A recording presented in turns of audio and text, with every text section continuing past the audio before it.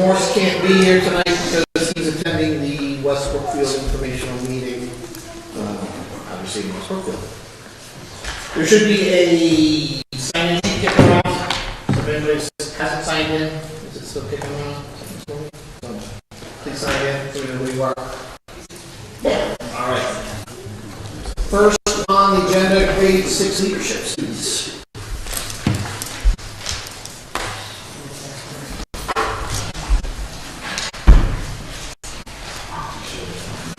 Before you guys get started, you know what your outside voice is, right? Yeah. Use your outside voice. Yeah. Right. You have siblings? Yeah. Yes. Pretend like you're screaming at your siblings. All right? Because we won't be able to hear you. Okay. All right. So this is our leadership club program, and we're here to talk about it. And my name is? And your name is? I got you, Audrey. No, my name's Addison. And we've done this before, so we're a little bit. So we got the Lion King preview on April 14th. Quaboag students brought a preview version, about 30 minutes, to both elementary schools. Both schools enjoyed this, and we are hoping this becomes a tradition with upcoming shows. Upcoming WBES field trips. On May 28th, the grade 5 students will be taking a field trip to the Worcester Gravehearts. The students are very excited about this field trip. On June 2nd, kindergarten will be going to the Polio Children's Museums. On June 3rd, grade 1 will be going to Old Sturbridge Village. On June 17th, 3rd graders will be going to Old Sturbridge Village. And on June 18th, grade 4 will be going to the Eco Dairy. WBES updates. MCAS testing. MCAS testing began. Students are working hard to show what they know. STEAM May. Lots of artwork is being hung around the school, and activities are being prepared for May 28th. Tie-dye t-shirts. On April 15th, all students tie-dyed their own t-shirt in preparation for field day on June 8th. Step-up day at Quaboag. On June 12th, 6th grade classes will be going to Quaboag for the day. Tie-dye day. WBES celebrated our PBIS accomplishments by spending the day tie-dyeing t-shirts. Students from every grade level twisted up their white tees and decorated them with their classroom colors. WCES updates. MCAS testing. Grades 3, 4, 5, and 6 students have wrapped up ELA testing and are moving on to math. Students are working hard and determined to show what they know. Earth Day cleanup on Sunday. April 25th, residents of Warren and West Warren celebrated Earth Day by participating in a community cleanup. Birds and beaks. Students in Miss Sagan's 4th grade class explored why birds have different shaped beaks to help them survive. Art and play. It's clay time in the art room. Each grade level has started their ceramic project. 3rd grade students are making pinch pots. Upcoming WCES field trips. On May 12th, the grade 1 students will be taking a field trip to the Hanover Theater. The students will be watching the show Clip Clap Boom. Very exciting. On May 15th, grade 2 will have an in-house field trip. Students will stay at WCES and be treated to a visit for animal adventures. Our 21st century K2 students will take a trip to Hasbro Museum in Springfield on May 28th. Unified Special Olympics. On May 29th, the Quaboag Regional School District will host an all-day event at the middle high school. Students from WBES, WCES, and QRMHS, along with friends from Sutton and Tantasco, will participate in several events and fun activities. The primary goal of Unified Special Olympics in Massachusetts is to promote social inclusion and acceptance from bringing together individuals with and without intellectual disabilities to train and compete on the same team. It aims to foster friendships, break down barriers, and create inclusivity in school and within our community. A huge thank you goes out to Ms. Sue Ramsey for coordinating and making the event so successful.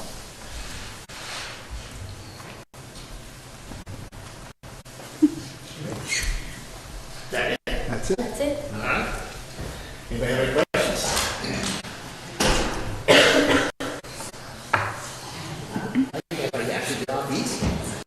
Wait a second, I think I have a question. What are, you got a lot going on here. What is your favorite activity, either coming up or that has passed?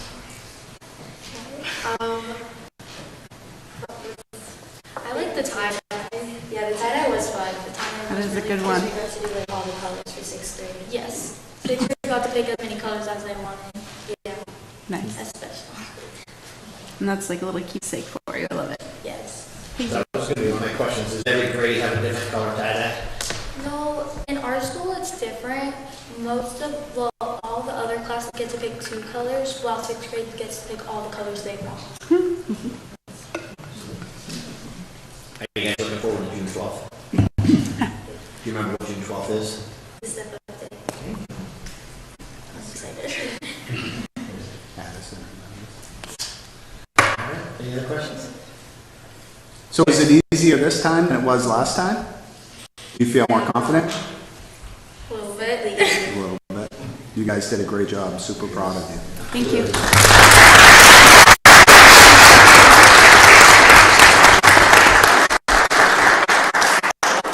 guys are welcome to stay, but I'm sure you want to go home.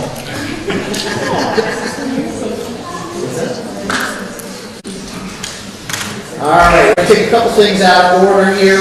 So we'll do the Project 351 ambassador next.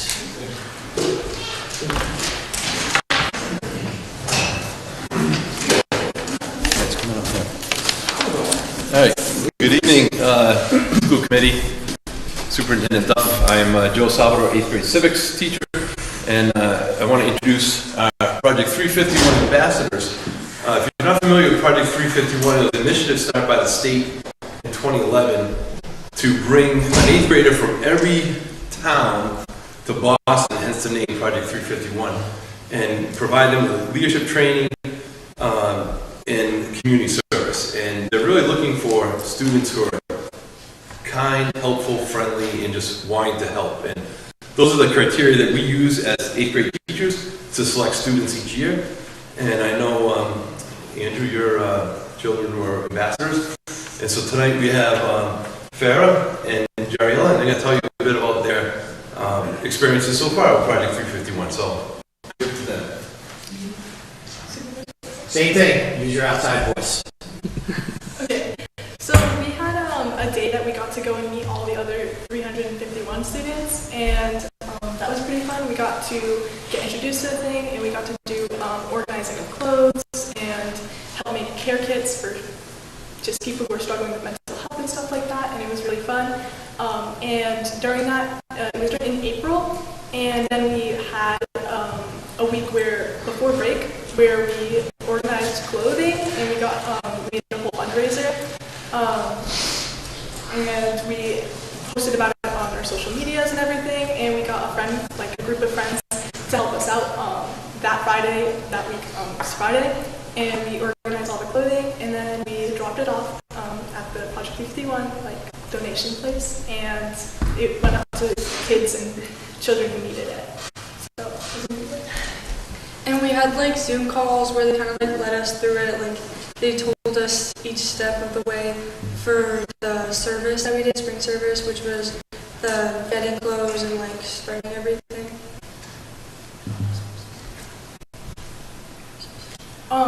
It was really fun because we got to work as a community and get all these wonderful students together to do this, and we learned about working as a community and helping others, and it was wonderful. We didn't even know some of these people, but we came together, and it was awesome. And we got to make friends with other ambassadors. Oh yeah, that was and great times, yeah. We got to meet them. And we had the reunion that just happened. Jariel wasn't able to make it, but I went and I saw everyone again, and it was a great time. And it was yeah. And we got to at the kickoff day, which was in Boston, which was the first one, we did service to help people. And then at reunion we did more. I don't remember what we did the kickoff day, but at reunion we did we made little hygiene bags that had shampoo and soap and deodorant and toothpaste and toothbrushes in them. And then there were different stations, and that was one of them. And then there was one that was painting rocks for each person that was killed in 9/11, and then there were a couple others. I don't remember what they were, but they were like helping people and just like honoring people, kinda. And yeah, we just learned a bunch about like people that need help and everything. So when does your service end? I think it already ended. Yeah. It already ended? It's already over. Yeah. And we can go back and do it again if we want to be alumni, but if we don't want to, we don't have to. But you have to apply to be an alumni, don't you? Yeah. As Mr. Salvador said, two of my kids were Project 351 ambassadors, and they both got a lot out of it as well. We're a little nervous to start because, from born in West Brookfield in a small little town, and all of a sudden you're in Boston meeting kids from all other parts of the state, and they got a lot out of it. They thought it was a lot of fun to, as you said, talk to other kids in other regions, and they all have the same things that you guys have. So, Yeah. You guys recommend it to anybody? Definitely, yeah. Yeah, it was really fun.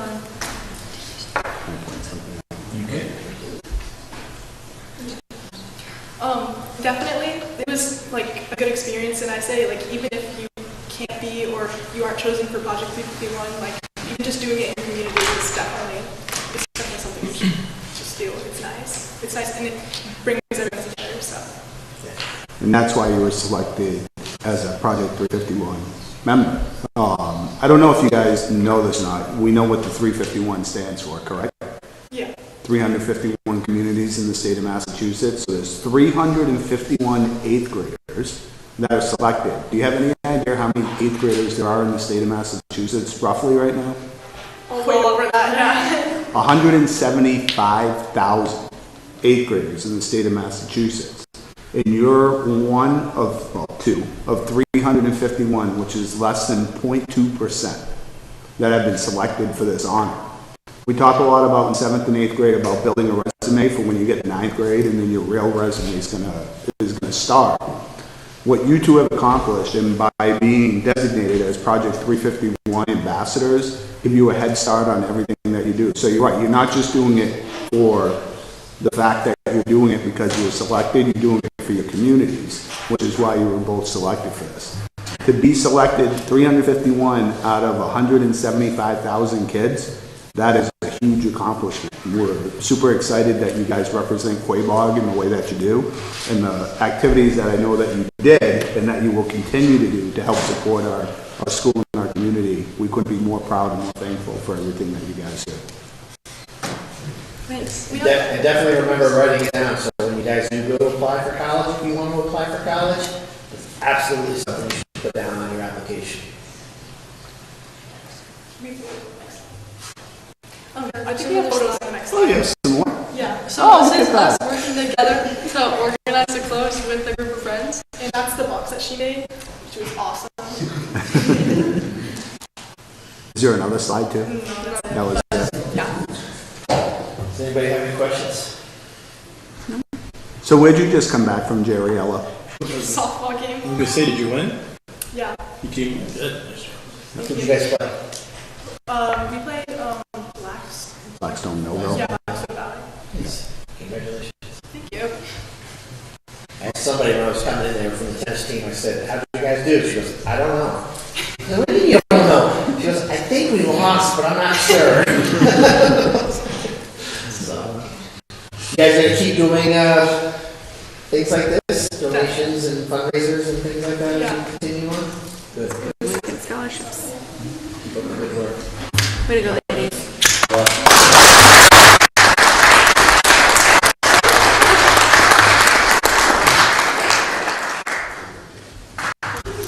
Alright, Washington DC.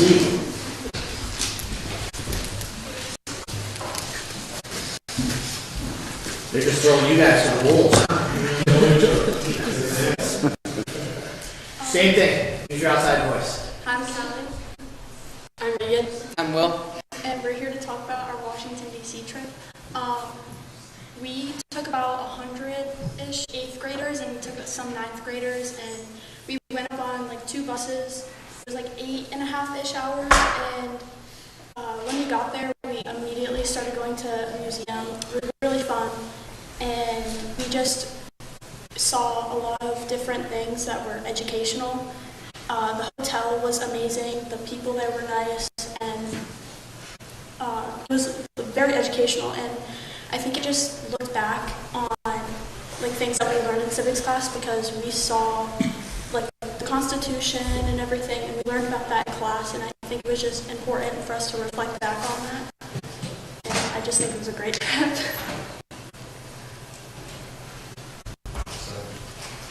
This is Richard Neal. He's our congressman and representative, and we got to sit down and have a discussion with all of us, and we got to ask him questions, and it was just a really educational experience because we got to learn what he does for the state, and yeah, it was really educational. This is some of the memorials we got to see. It's the Martin Luther King Memorial. We also got to see memorials like the Thomas Jefferson Memorial, Abraham Lincoln Memorial, and we saw the Washington Monument, and we also saw like a bunch of museums. We saw the Smithsonian, the Holocaust Museum, the National Archives, just a bunch of museums that like had a bunch of stuff that we learned about in class. I think that this trip is great for 8th graders because it really just reflects back on the year, and it also helps bring students together because we're always in a huge group, like wherever we are, and we were all grouped with like people that we're not friends with, and I think it just helped us get closer together as a grade, and like there wasn't like issues or anything. I think it was great. Okay.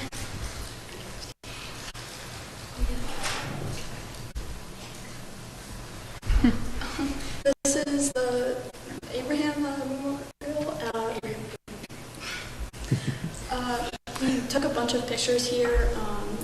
We also were just able to like go by like all by ourselves and like do things together. It was. Here's more. Will, what was your favorite part of the trip? Dinner cruise. Dinner cruise. You want to think about that? Or? Do you want to show some dance moves? No? What stays in DC? Alright, so again, I had a couple questions for you. So I know when we voted to approve this trip, we got to see your itinerary, which is like what you guys are doing, your schedule. So I know you guys started early in the morning and you went late in the day. Yeah. Anybody take any count of how many steps you guys did in the course of the day? I know the teachers must have, right? Probably a lot. Yeah, I know you guys do a lot of walking, you guys saw a lot of things. What was your favorite thing that you saw? The Capitol. I don't know. Yours was the dinner cruise. So maybe Oh yeah, probably, yeah. Did you tour the Capitol or just? Yeah, we had a tour. We had a tour guide. We wore like these headphones so that like she was able to like talk to us all, and so that we could all hear. And we went all through, and it was good. Any other questions? Yeah, get off easy. All right, thank you guys.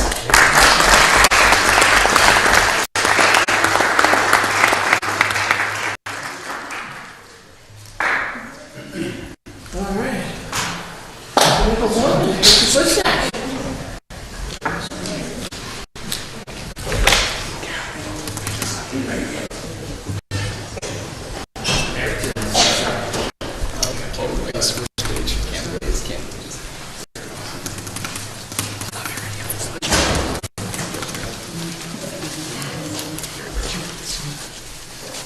Well, I can start off. My name is Mark Swistak. I coached indoor track, and I also coach outdoor track. I coached indoor with Ian and Mary, and outdoor with Brandon Nichols Hogan. And we're here to talk about some achievements that the track team has made. Pretty impressive stuff, I know personally. It takes a lot of hard work and dedication. And we're going to start off talking about some achievements that Cam Cam Williams. He broke 2 records. He broke the school record. Basically, it's the indoor 1,000 meters. So he basically ran almost 2/3 of a mile in less than 3 minutes. That's really impressive. That just shows all the hard work. He was, he put in a lot of training to be able to go really fast for a really long time. It's very impressive, especially on the track at Tantasco. I don't know if anyone's ever been there, but it's not even a 200-meter track. Like, he's getting blisters on his feet because he's going so fast in this small, circular, oval track. It's crazy. So that was his first record. That was a school record. He also broke the CMAC, which is our league. He had the fastest 600-meter time, and I think he did that on the 200-meter track. So that was at least a 200-meter track, so 3 times around the 200-meter track, faster than anyone else in the conference. So those were 2 of the individual achievements of Cam Williams, and Mr. Mary is going to talk about some of the other achievements of the indoor. So I'm the other indoor coach, Ian Mary. We're specifically talking about the boys 4x2. They broke the school record.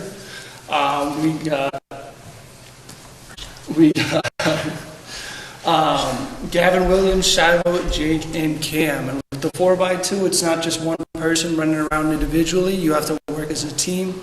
You got certain zones that you have to hand off the baton to other people, to the next person in line. And it really it's no longer just a solo thing. Yes, we're a team, but we all run individually. Of course, we're trying to beat the other teams, but it really is 4 people knowing each other. You have to be able to judge the speed of the person coming in. You have to know if they're feeling tired that day, or kind of understand their body language and how they're carrying themselves, so you can pick up the pace and get a clean handoff. So they set that school record with a time of 1 minute and 35 seconds. Honestly, we just have 4 hardworking gentlemen here, and the record shows. They just put in the hard work, and like I said, the record shows. So I'm Brandon Nichols-Hogan, and I coach the outdoor team. So before I go over these ones, I think it's important to say that these are just the ones that got broken this season. So we've only had 3 chances to break them. Like, for example, the 400 is only an outdoor event, and Camden already has that record. So it's his record already. So some of these records they already own. But as far as what we've broken so far, so Shiloh is not here with us, but he broke the 100-meter record.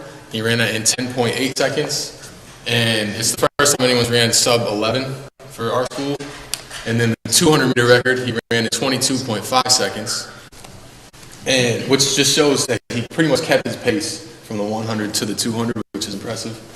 And then Devlin Bridges here, he set the school record in discus with a throw of 119 feet 3 inches.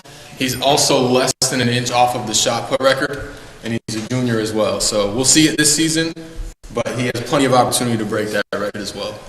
And then Jacob Kikase right here, he broke his own school record in javelin with a throw of 161 feet 1 inch, and I'm sure that he'll break that record plenty of times more. Also, the 4x1 outdoor, the record now is 45.08, and we just ran a 45.7. Is that correct? So, I mean, we're knocking on that door too. So, just continuing to show off how much their hard work pays off and breaking records is pretty impressive. Good work. Thank you. Good. All right, so guys, introduce yourself for Brady. Jacob Case, senior. Devlin Bridges, 11th. Gavin Williams, junior. Camden Williams, senior. Okay. So Jacob and Cam, you guys gonna run track next year? Yep. Where you going? I'm going to Assumption to throw javelin. Nice. Obviously, you're going to definitely. So, and you guys still have another year to break records. So back a couple years ago, my daughter ran track, and it always kind of, I'd say, bothered me that in the the auditorium, in the gym, right? You have all of these banners and all of these sporting events and all of these records and all of these accomplishments and everything like that. And then the track team had a piece of paper inside a bulletin board outside of the bathroom. And it always kind of just bothered me, so, you know, I took it upon myself with Mr. Nicholas Hogan, Mr. Bouchard, kind of going through, you know, all of the different records and who had it. We built, you know, had a board made up with all the records. So, Cam, you had 6, now you have 5 because I guess Shiloh beat one of yours. But basically what it is, you know, you have all the events and then you have who holds the record. And when you change those records, you just slide the old one out and slide the new one in. So it sounds to me like we have a lot of new records to put up, and maybe even a couple more maybe next year. So congratulations to all you guys. I have a question for you though. Did you guys make states? Yeah, we did. For what events? We made states for the winter track season for indoor for our 4x2. Okay. And then that was maybe 4x1.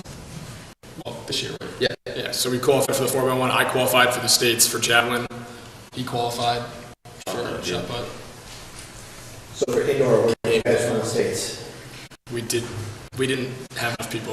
People had work and other things, so we couldn't run. It was on Valentine's Day, so I couldn't get out of work. I'll take it. So I will say that. So I think it's what, 6 years running now. We've had athletes from Quaboag track that have made it to states, and I think prior to that it was what, 2008, maybe. I think it was once in 16 when he was running for the team, and then before that was another 8 years.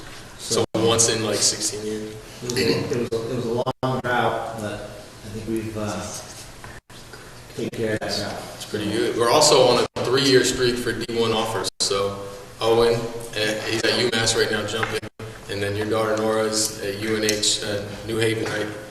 And she's running, and then these two both got D1 offers, Camden and Jacob, respectively. So 2 good streaks. Yeah, you should all be proud of yourself. I'll have to do some modifications on that sign. Yep. And you know, hopefully those records will stay for a while. I know my daughter's nervous, right? Every time she comes in the year, she's like, anybody beat my record tag? We're still good. Yep, she's got some time. Let's see. Congratulations, guys.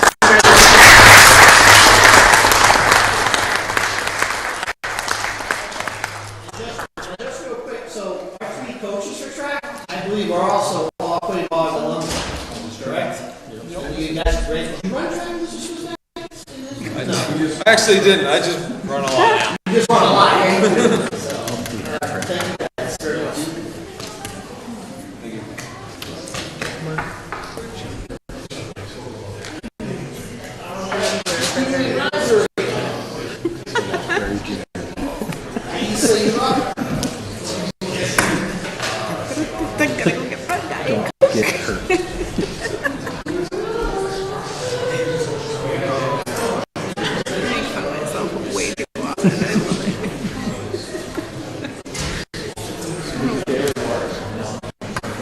Did you say it work? She said if they went fifth, then everybody went fifth. That's why they wanted to go last.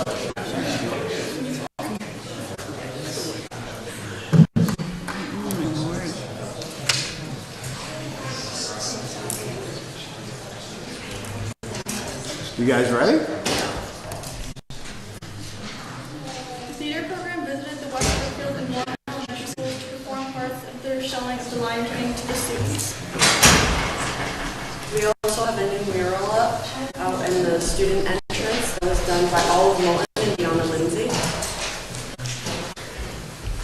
Almost all of the AP courses have successfully completed their mock exams.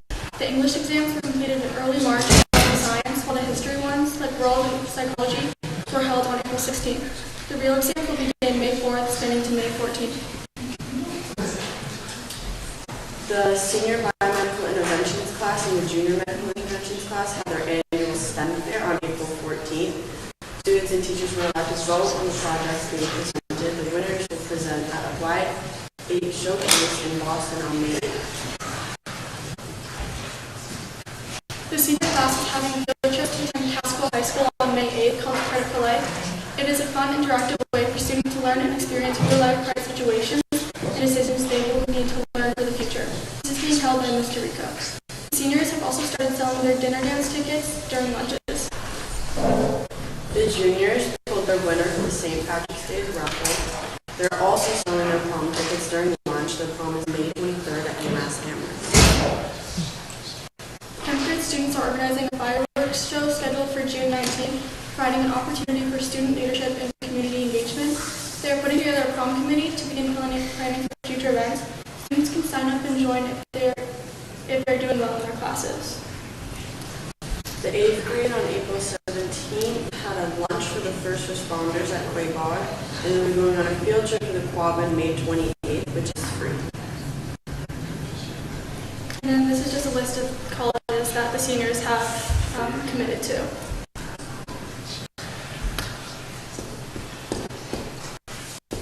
Yeah, any questions?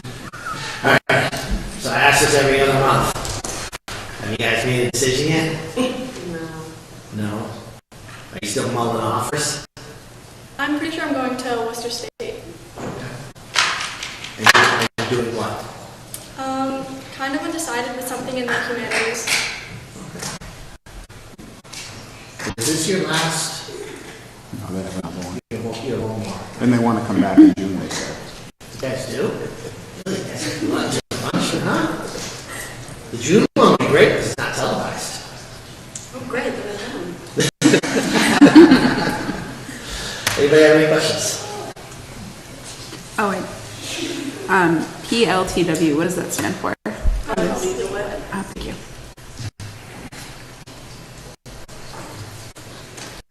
You guys good? Thank you.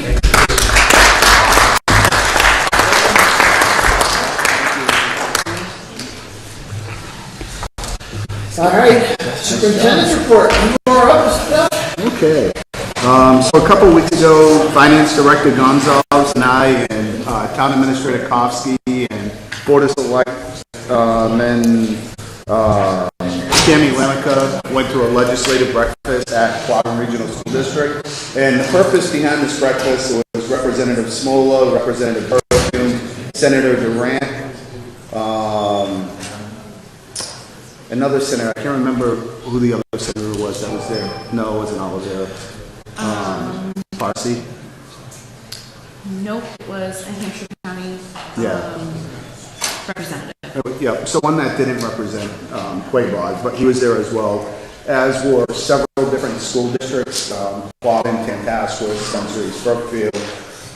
And the purpose behind it is, as we, as a school community, have learned over the years, the Chapter 70 funding just hasn't been adequate to sufficiently fund school districts or to sufficiently help our municipalities fund our school districts.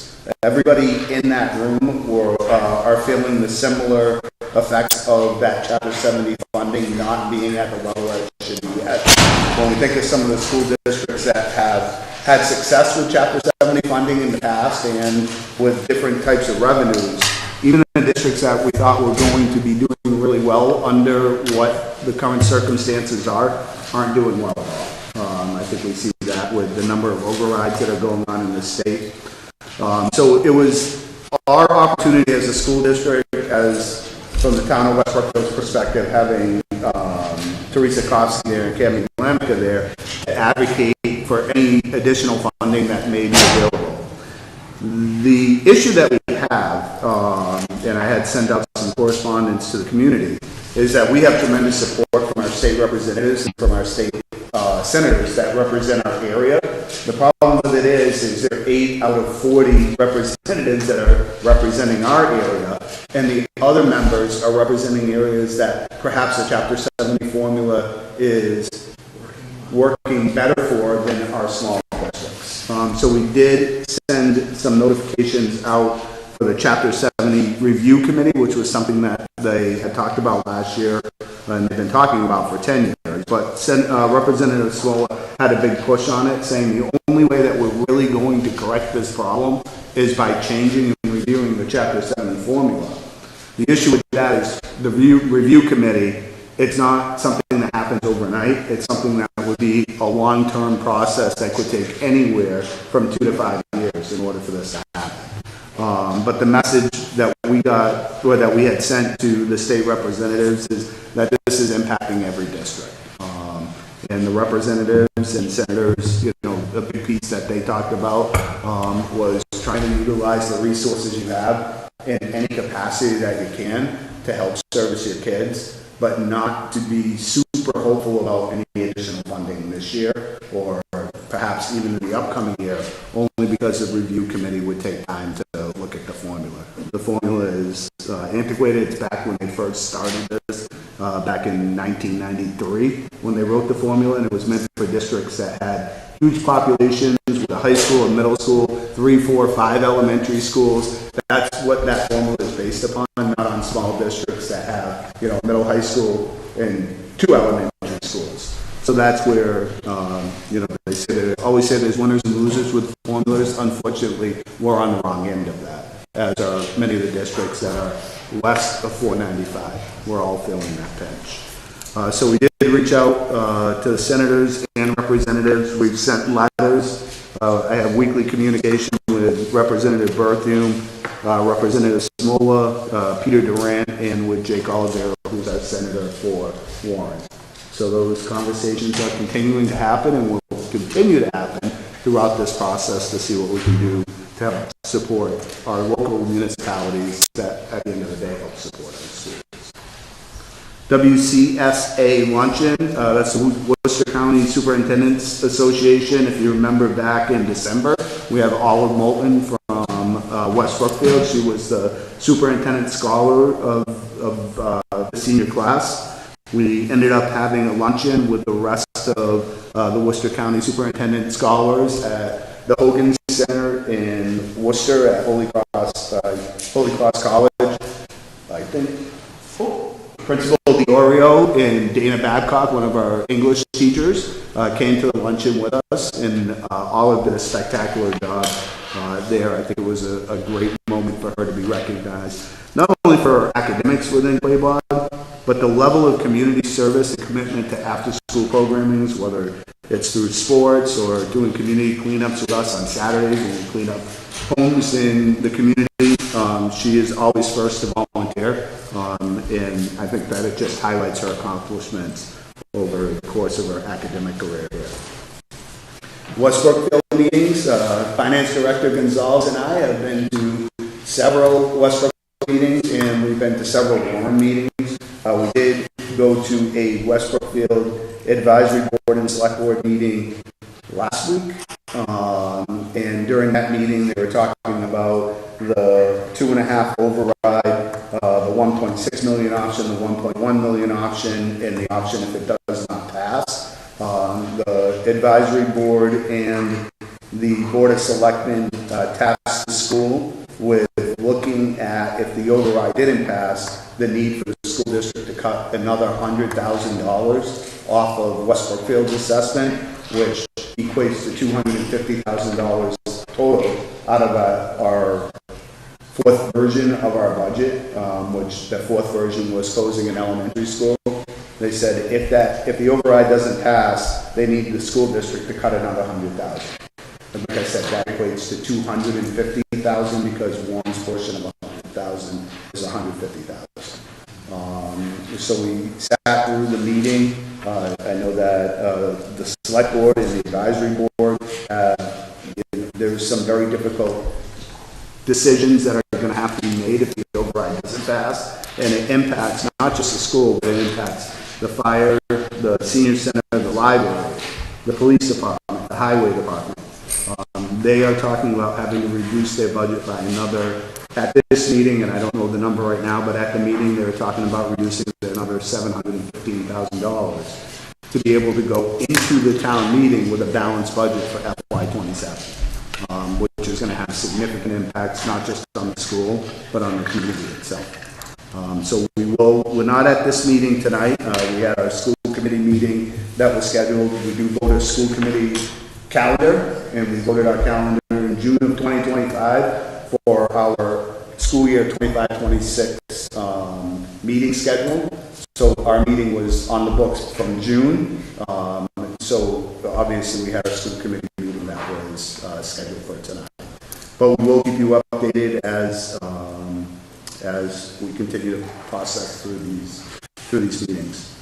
Credit for Life, they talked a little bit, there's two pieces to it, there's Extra Life and Credit for Life. Credit for Life is going to be taking place at Tantascwa. In the state of Massachusetts, there's a big push for personal finance. The state is recognizing that kids are leaving high school with very little information about how to open a checking account, how do you do savings, what do you do with, how does credit card, how does your credit score affect your ability to do things as you move on in life. So the state of Massachusetts is making this one of our priorities, and we'll be addressing this through our program of studies and our course offerings coming up. I have a feeling within the next year or two, personal finance will become a graduation requirement, not just for Quaboag, but for the state itself. And Country Bank has always done a great job of including Quaboag in these conversations. They come out, they do lots of lessons in our classrooms, and we've been attending this Credit for Life over at Tantascwa for a long time. We did have Extra Life on Monday night here. Extra Life is when a group of seniors stay and they do 24 hours of gaming and they raise money through that gaming. Typically, it's on average of $5,000, and that money gets donated to Boston Children's Hospital. So that did take place over April vacation, and I'm happy to say that a majority of the kids did make it up the full 24 hours. Well, obviously, we had some good games going on. I'm going to hold off on the NIAS visit for Mr. DiOrio. Our first responder luncheon, I know, is Mr. Salvador still here?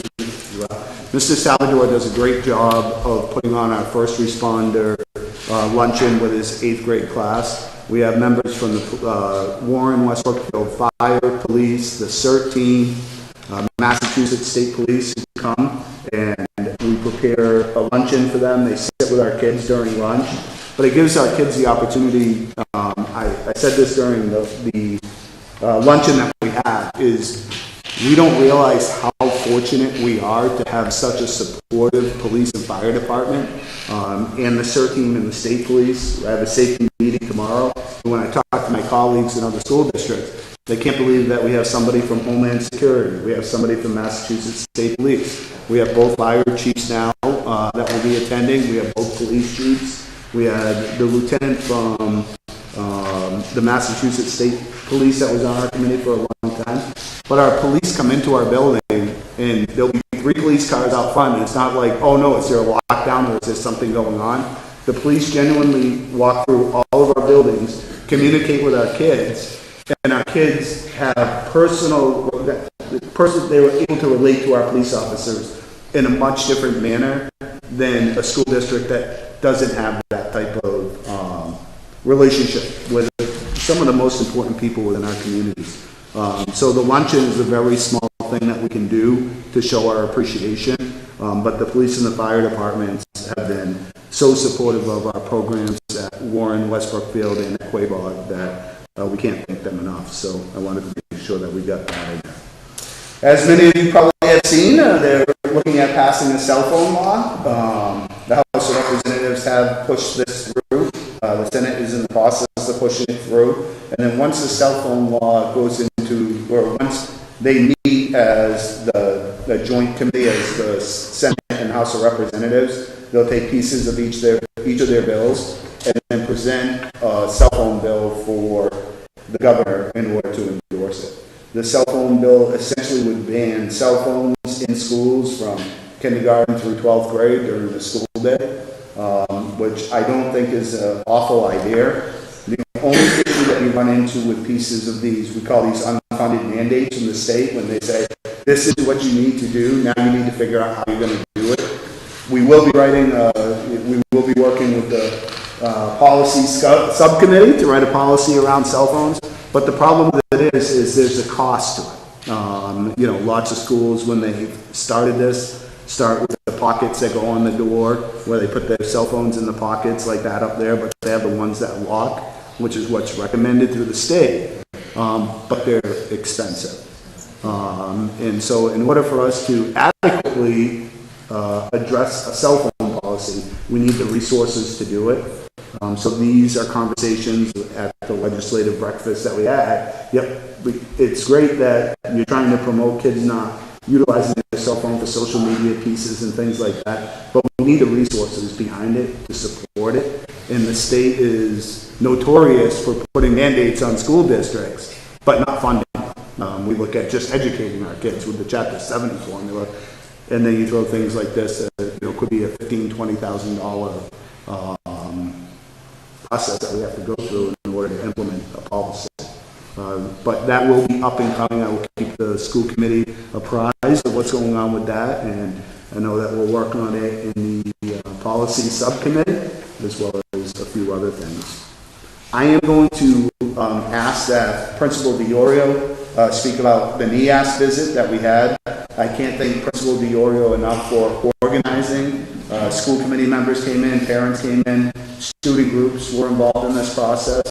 NEAS used to, it's for our accreditation, but NEAS used to come and try to find where the problems were within a district, but now they help us by telling us where our strengths and our weaknesses are, but it's not a corrective action plan, it's something that we work on over time.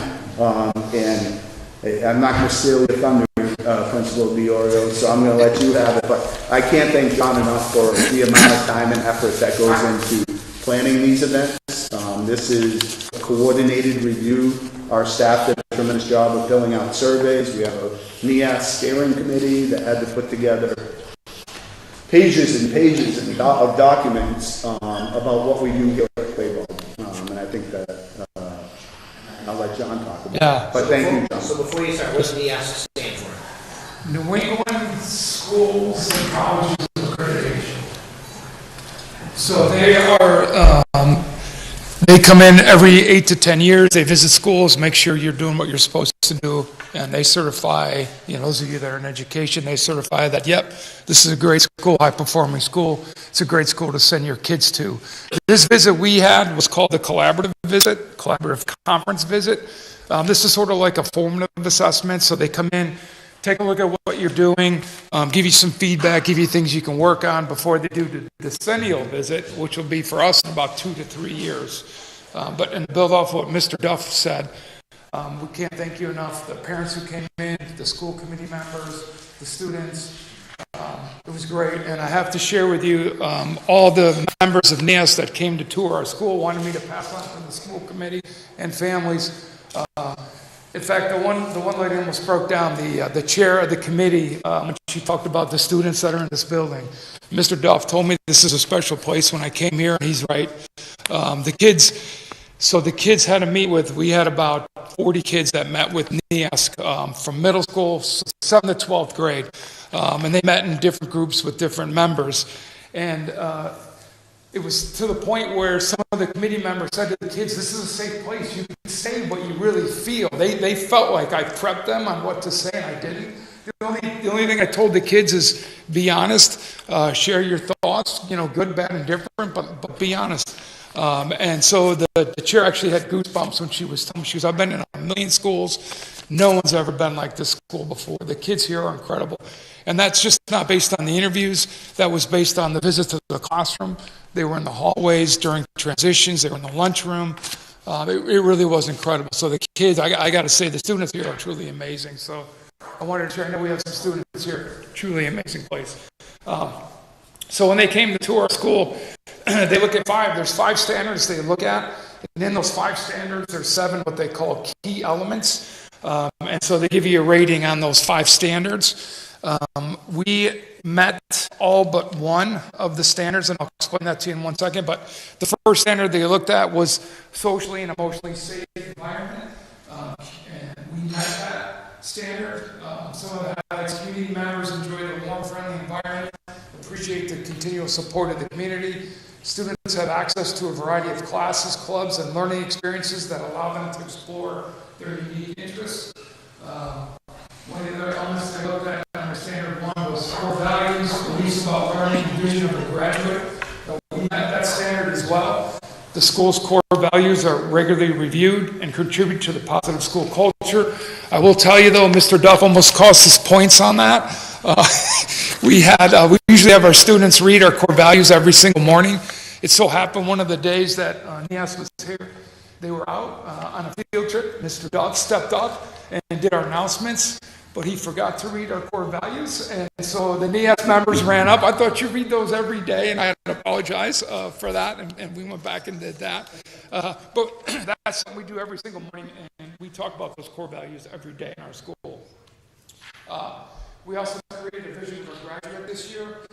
So again, we met that. Our portrait of a graduate was created and is in the process of being implemented. One standard we did not meet was our written curriculum, which we knew. We're working on that. We've been working on that for quite some time. It's a big process, as you know.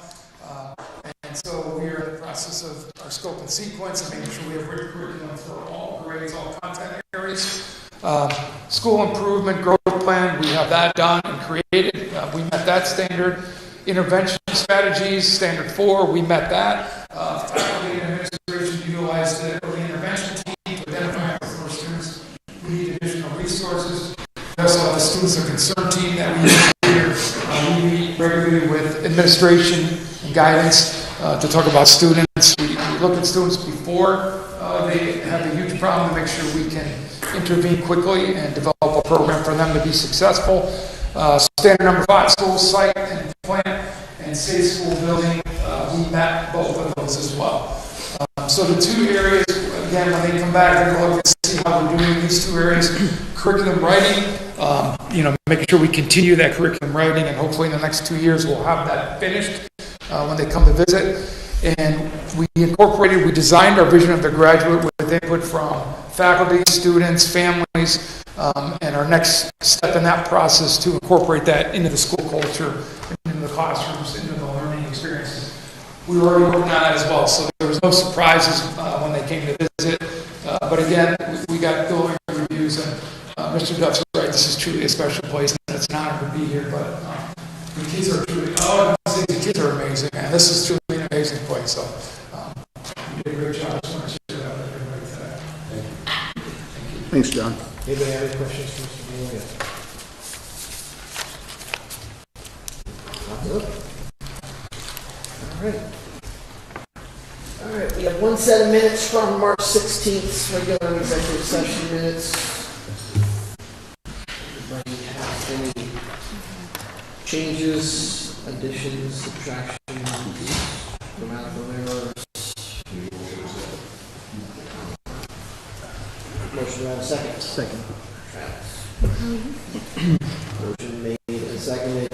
Any further discussion? All in favor? Opposed? Abstentions? All right, executive session minutes of the same night. Make a motion to approve. Second. Any further discussion? All in favor? Opposed? Abstentions? Look at that, same vote. Okay. All right, in the packet we have a list of communications, including the minutes. I just want to touch on one quick thing that Mr. Duff didn't talk about. He did have a meeting with the West Brookfield Selectmen about our MSBA application that the Board of Selectmen in West Brookfield voted to not move forward with that project, so we did withdraw our application for MSBA. All right, I'm going to take unfinished business prior to budget update, because then I have a feeling that the majority of the people here are here to ask questions about our budget and what's going to happen. So we usually do public hearing at the end, but I figure we'll make this more of a conversation so you guys can ask your questions while we're going through it. So I'm going to take the unfinished business out of order. Budget subcommittee, Mr. Landine. We're living and breathing it.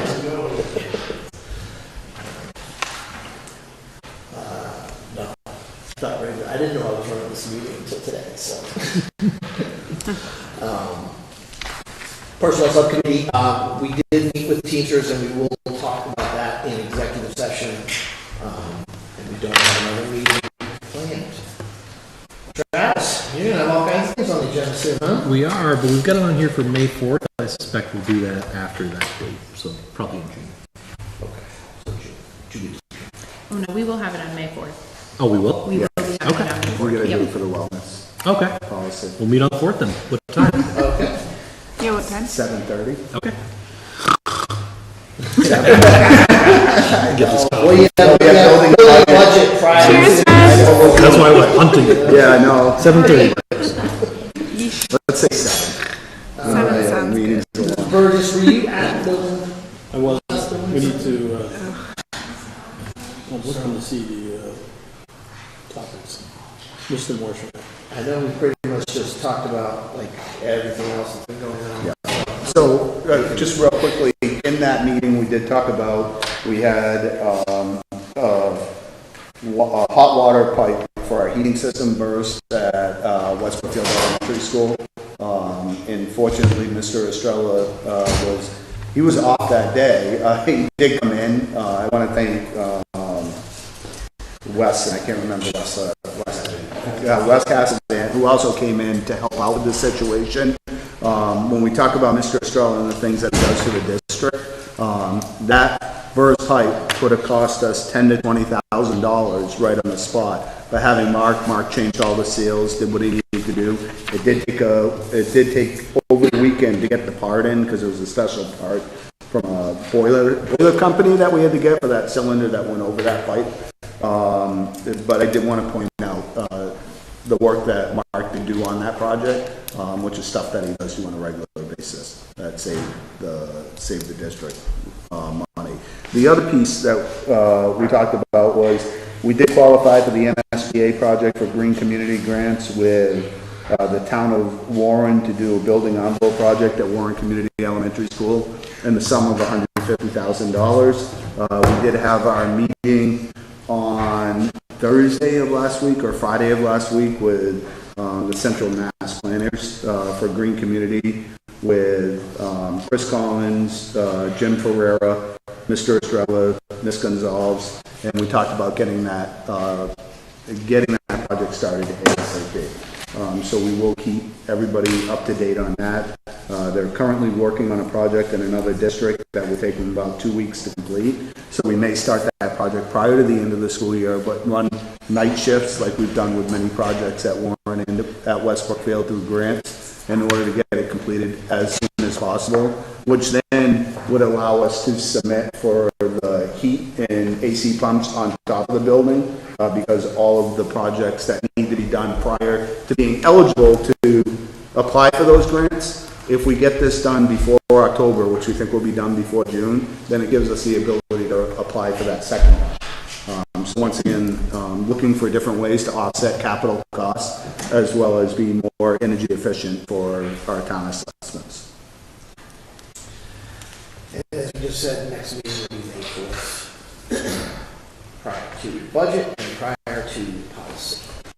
So, all right, so new business will table the disposition, vote, and discussion until next month.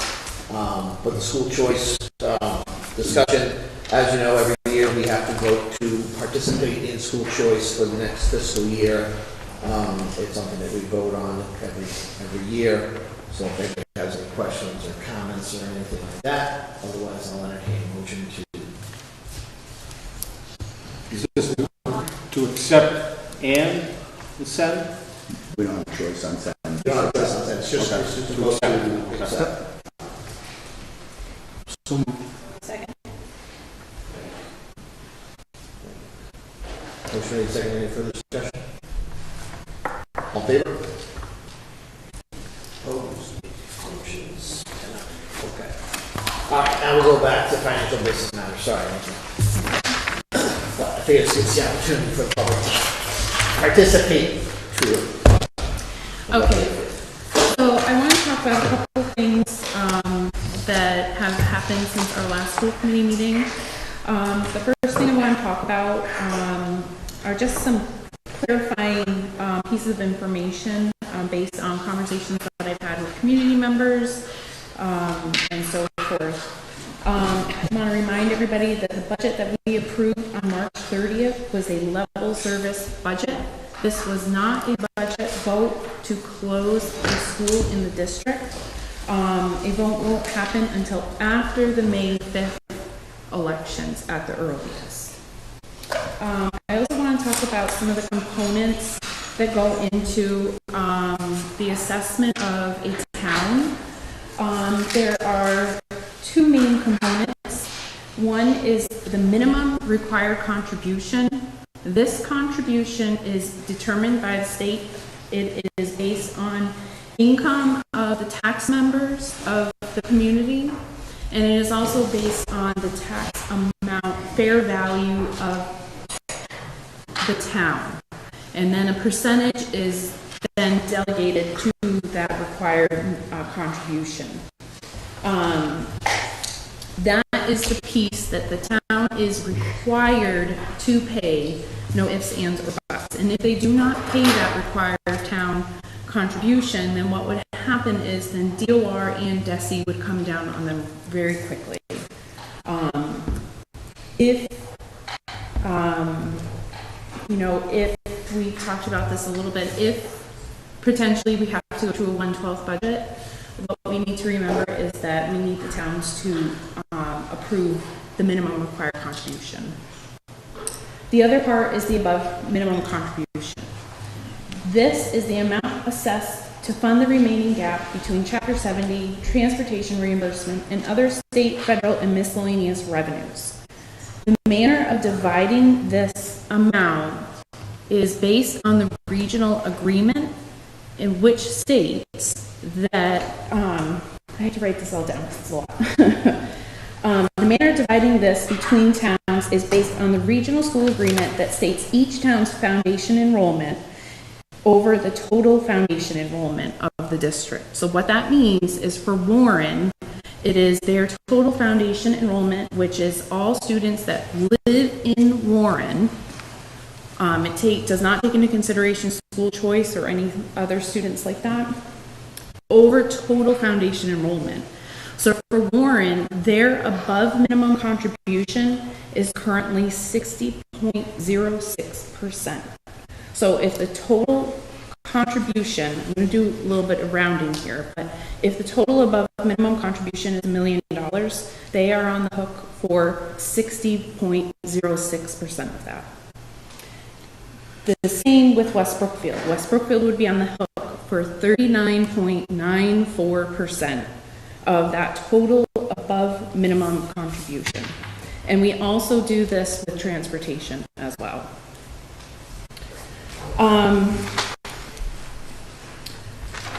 The override. So as we've been talking over the last several months about the override, there's two questions on their override. The 1.1 million, which is going to fund roughly $250,000 of the school. And then that would make their total assessment $5,275,000 and change. The override for the 1.6 million, which is a level service budget, takes the $250,000 and an additional $500,000 that would make up the difference for the level service budget.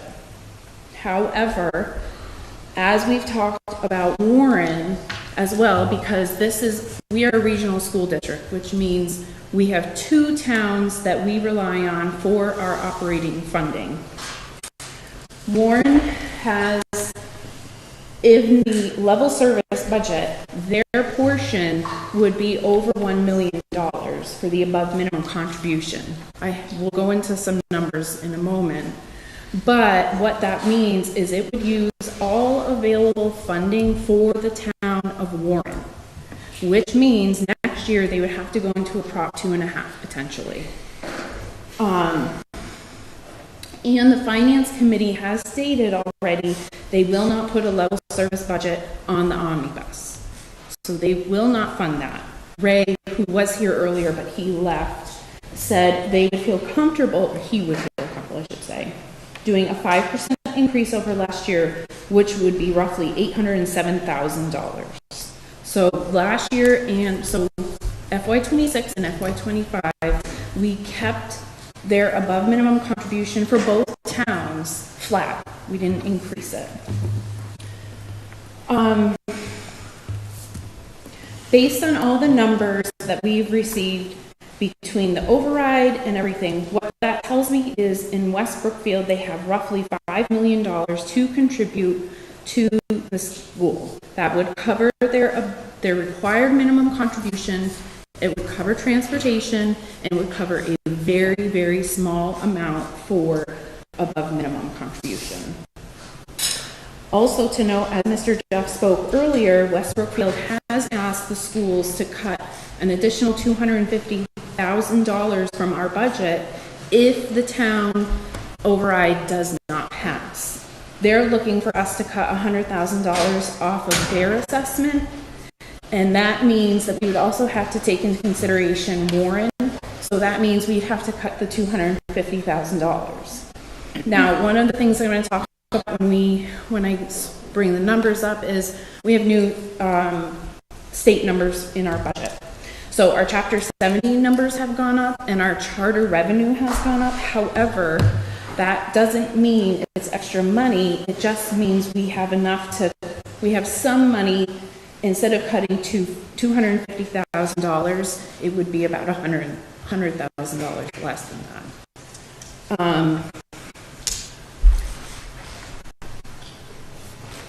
So I'm going to stop there, and then let me. Nikki, can I just real quick? Yeah. So Nikki, Director of Finance, Gonzalez, said that last year we level funded our budget with the town of Warren and the town of West Brookfield, which isn't absolutely 100% accurate, and I don't mean that in a disrespectful way. The town of Warren was not going to put our entire school committee approved budget in the omnibus, which is the budget that makes up the entire town's departments and operations. They were actually short about $80,000. The school committee, myself and Director of Finance Gonzalez met with the Board of Selectmen the night before the article was going to go out, or the warrant was going to go out with the article on it. And the Board of Selectmen opted to put the additional $80,000 from what was short with the school committee approved budget, because by the way that Desi says that the town's appropriating body, the Selectmen and Finance Committee, have to present the school committee approved budget in its totality. They were $80,000 short of that totality. So the Board of Selectmen did put an article on the warrant for an additional $80,000, which we could have asked for at the town meeting. What we told the town last year was that we were confident that the House numbers and the Senate numbers were going to come in a little bit higher than what they had come in at, because we were going solely off the governor's budget. And so the select board put that article on the warrant, and the school committee actually, I asked because I was a resident of Warren, or I am a resident of Warren, but we removed that $80,000. Said, nope, we have the funding to do that. We could have asked for that additional money and probably would have gotten it at the town meeting. But the reason I'm saying that is because we've worked very closely with our towns. We could have asked for additional funding, which would have probably done a position more. But because of the relationship we have with the towns, with the transparency that we've had with the towns in that cooperation, we were able to get our full school committee approved budget represented at town meeting, even though we asked that warrant number to be taken off. So I do want to point that out, that we could have asked for an additional, it would have been about $125,000 more if you count West Brookfield in that. The other thing is Nikki talked about the towns being on the hook for the above minimum contribution. In the correspondence that we did send out, it's not about the towns being on the hook for that money, it's about the towns being generous enough and the taxpayers being generous enough to give us money above and beyond. And whatever amount that was, or whatever it is the school committee approves, if they're able to do that, that is what they're responsible to give. But that's based upon the town vote. So before you get into the numbers, does anybody in the audience have any questions as to how the budget is broken out by those categories? And if you do, I would ask you to go up front, state who you are, and then ask your question. One question, maybe later. I'll do my I'm very sorry, but I will go through it all. So does anybody have questions on like how the minimum contribution, above minimum, and all that is broken out? That might be too big. Is that better? I can get all credit, 'cause I've been on the school committee for 17 years, and it took me a long time to figure out how this all works.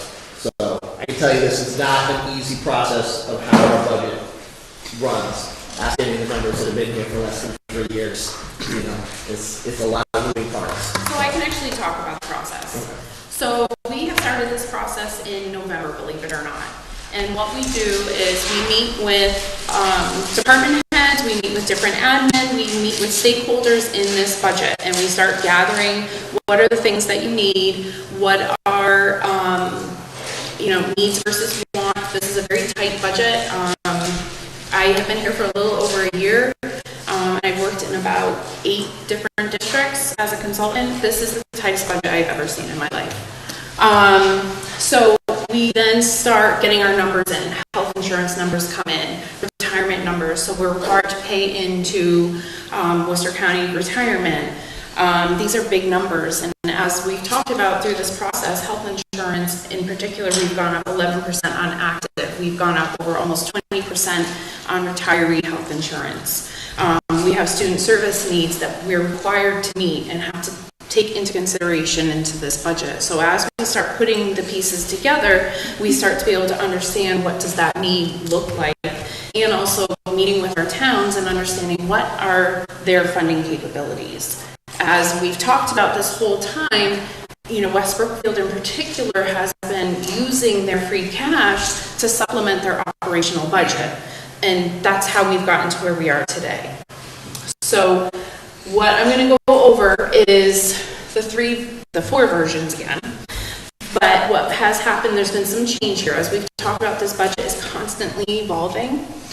So a couple things that have changed here. We have now received the next set of numbers from the state. And so our Chapter 70 number has gone up roughly about $80,000. So now they are saying we are going to be receiving $10,763,000 and change.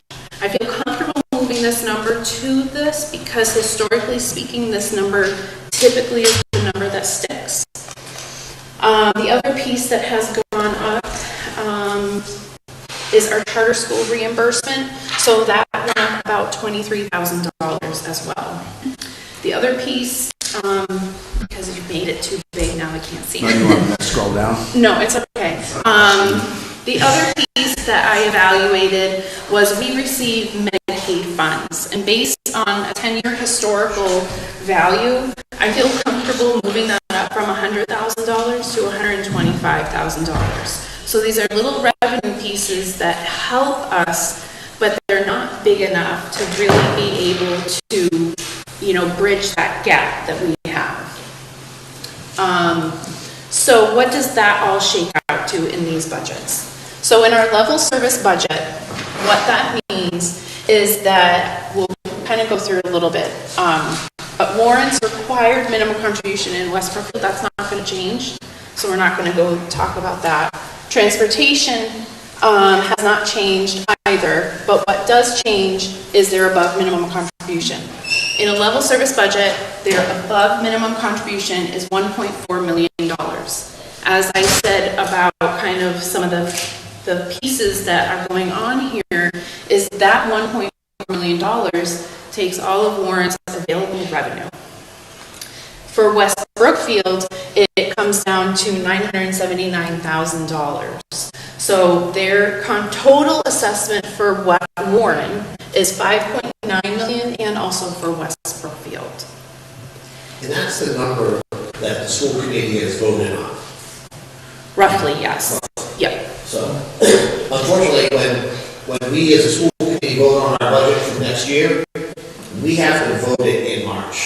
So, we start our budget process in November. We go through line by line for every department, for every school, for the budget. We put together a preliminary budget. We go through it, we go through it again. We have to vote on a budget prior to it being sent to the towns. It has to be sent to the towns X number of days before town meeting. The problem is, right, the governor has set that preliminary budget. From there, it goes to the House. The House does what they want to do, either change it higher or lower. Then they have to, discuss it in their conference committee, Then it goes to the Senate. Then the Senate does what they want to do. They go through, then both House and Senate meet and discuss the budget. Then it goes back to the governor for final approval. We haven't even gotten to the Senate numbers yet, let alone the governor's final budget. But we have to vote our budget. That's why we vote a high budget. So we vote a budget almost knowing that the towns really can't afford it because our regional agreement, we're not allowed to raise our budget, but we can lower our budget. So as these numbers come in and start to get some little extra pieces, you'll hear the school committee come back and we'll vote a new budget. It will always be a lower budget than the one we voted in March. Good? Can I ask a clarifying question? Yes. Hi, my name is Meg Paquette, and I have a clarifying question. I'm just wondering if any rural aid is reflected in the proposed budget, or you were waiting for final numbers as it's currently being discussed on the House floor, as you have mentioned. So what we do is we have several pockets of funding: school choice funding, rural aid, entitlement grants, and some others that do get factored into the budget.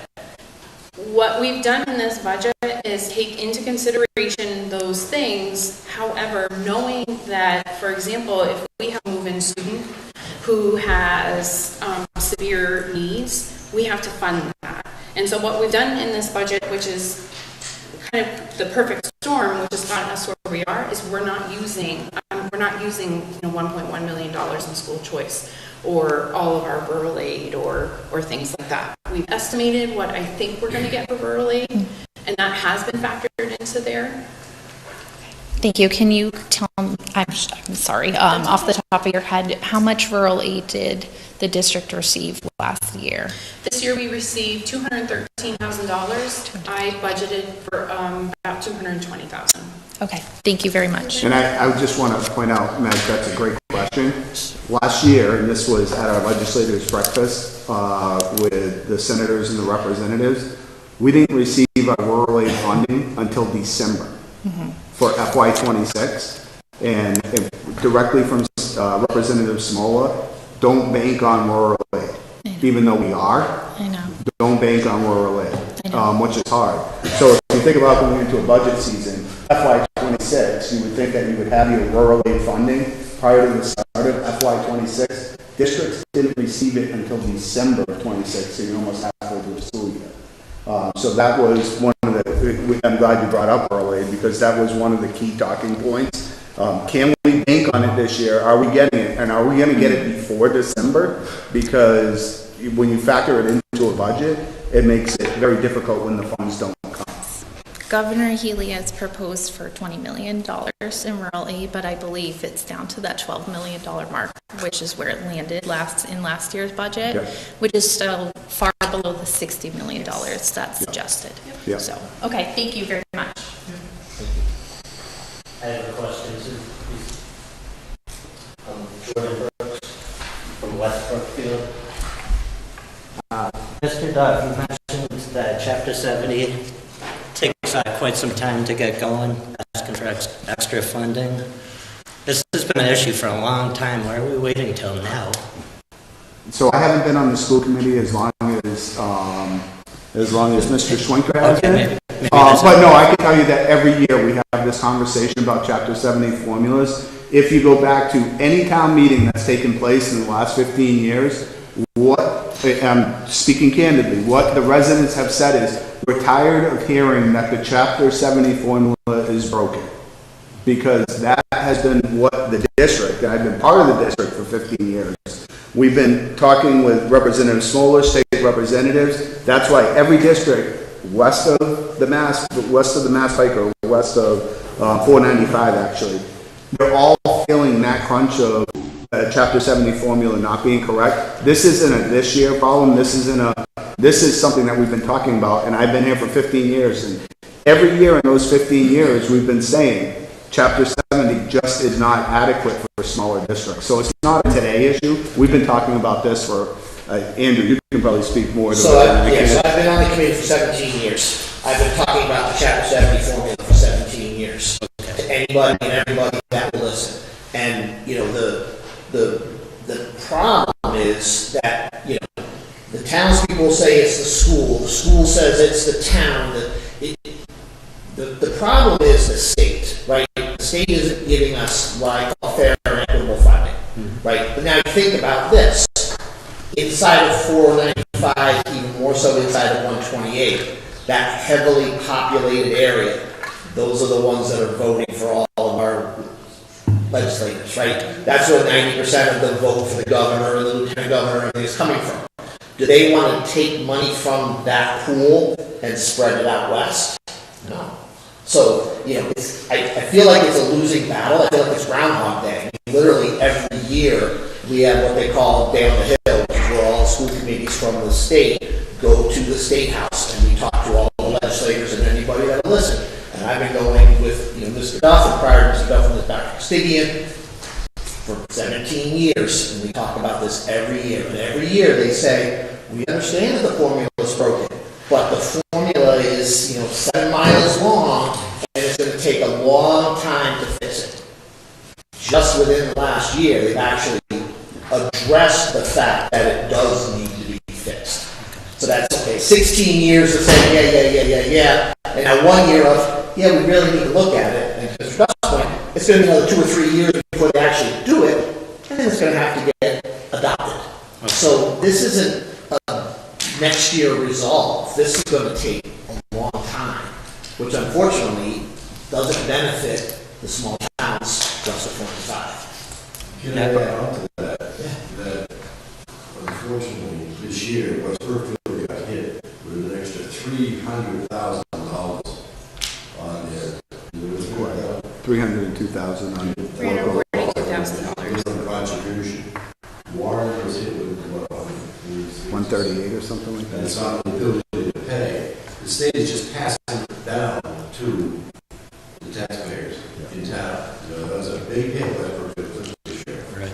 $300,000. They don't pull that out of your pocket. No.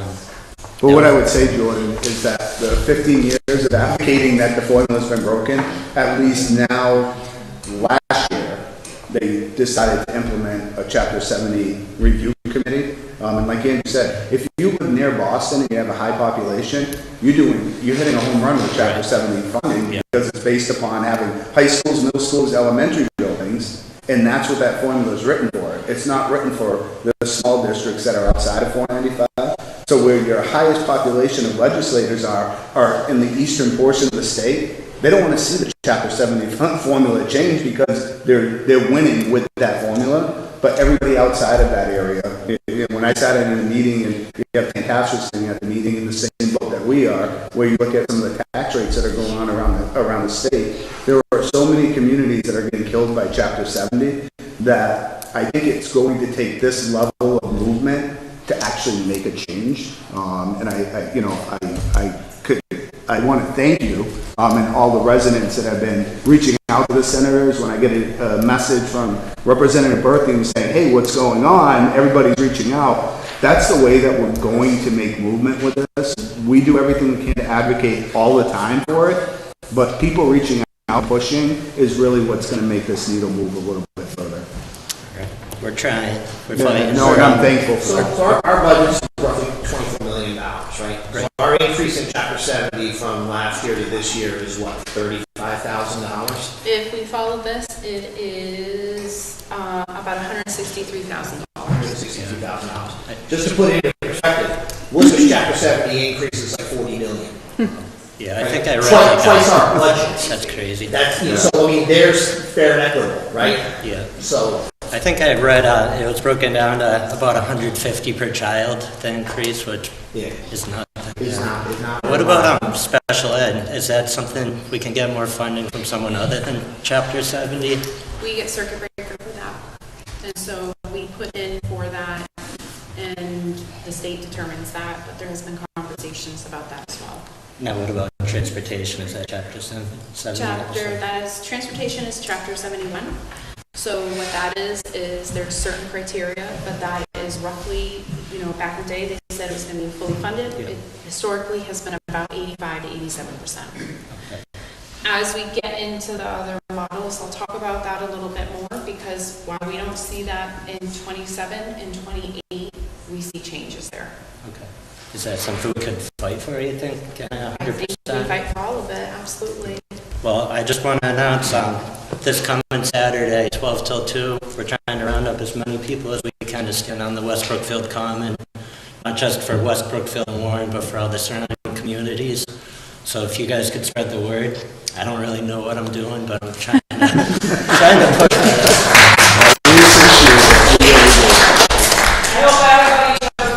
And just real quick, so with the circuit breaker reimbursement, right, so we submit, for the reimbursement, we don't see that until the following year. Right. So we, we're like a year behind. So some of the things, while it's great to get that reimbursement, it doesn't help us today.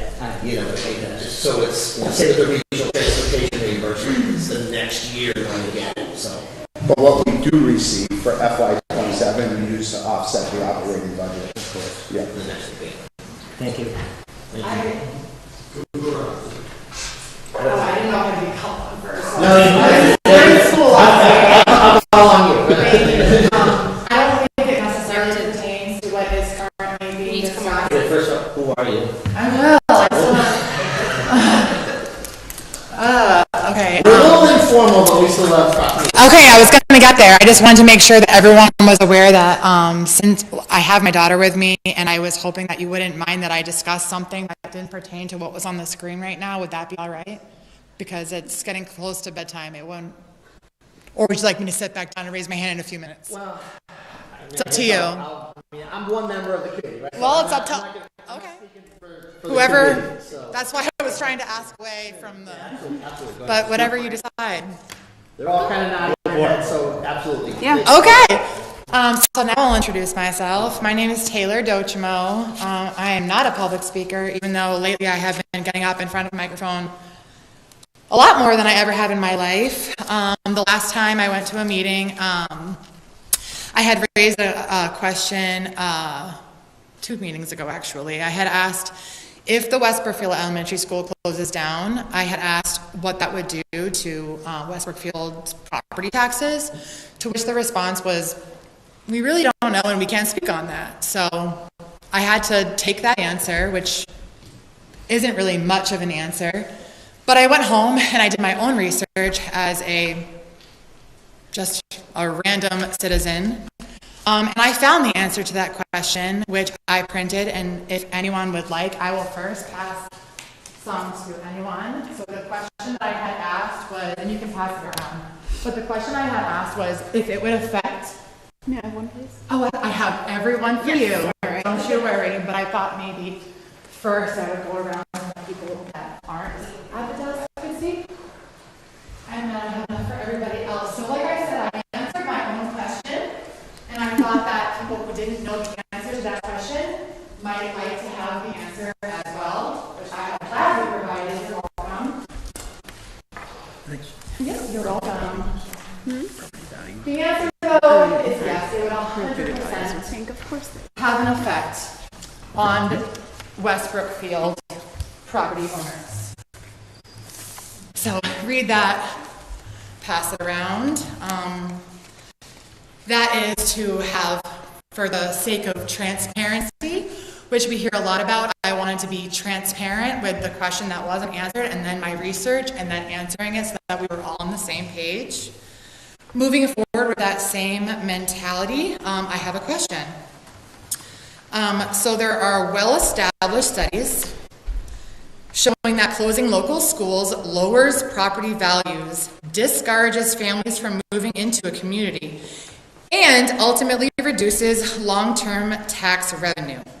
Knowing this, why isn't the Board of Selectmen or school committee more actively challenging or working with the school committee, I should say, to prevent a decision that could harm our town's future, weaken our tax base, and put further strain on town services and our children?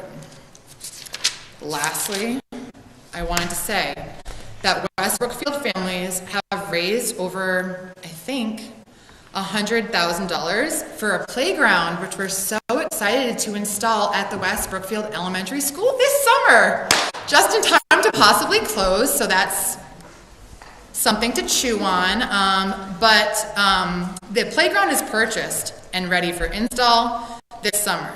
Please don't give up on us. We are determined as families, and we can meet the need. We're happy to at least try if given the chance, and I do not want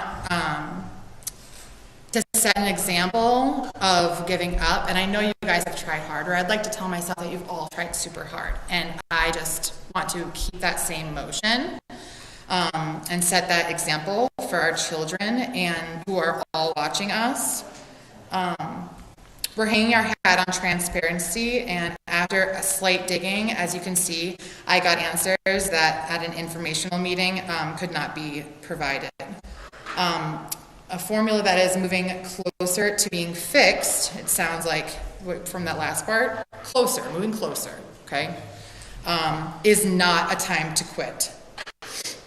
You shut down the school now, and it'll never come back. So there was a question in there. If you want, I can revisit, because I know that was a whole lot, but and one of my questions was, knowing that it would put further strain on the town services and our children's education.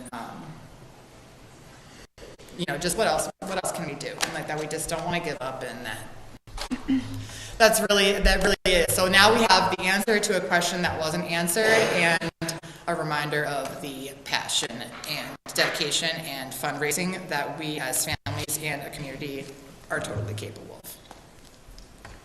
Okay.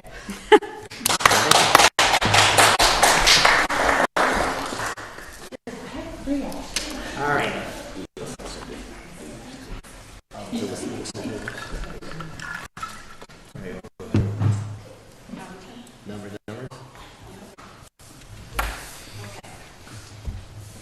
So in the next version of our budget is a budget that just has cuts in it, just looking at areas that we can cut as a district. And when we look at that, what changes here is the above minimum contribution. In Warren, the above minimum contribution is $981,000, and in West Brookfield, it's $655,000. Everything else stays the same in this scenario, but based on the information, what you see here is Warren's total operating is let's do that now. $5,435,000, and West Brookfield's total operating assessment would be roughly about 5.6 million.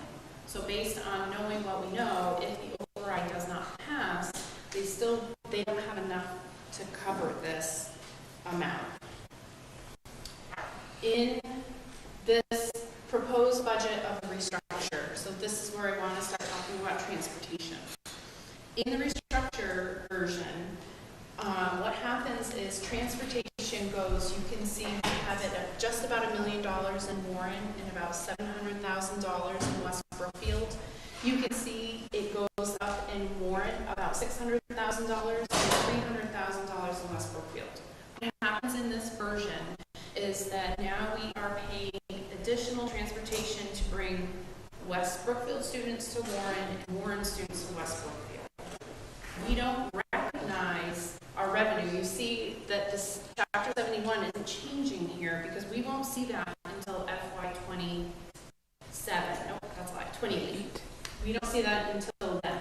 So this number doesn't change, so their assessments go up to $6 million. And in the last version, what you have, and I'm going to go back to this to talk a little bit about what happens here, is that we have roughly, so you have above minimum here of about 2.5 million. This is about 1.7. Here it's about 1.7 as well, with cuts that equal about $1.5 million here in the restructure. In the closure of West Brookfield, I have a typo, I'm sorry, that's supposed to be PES. You can see here the above minimum contribution for Warren now drops to $522,000, but now transportation drops a little bit and it goes to just a hair over $1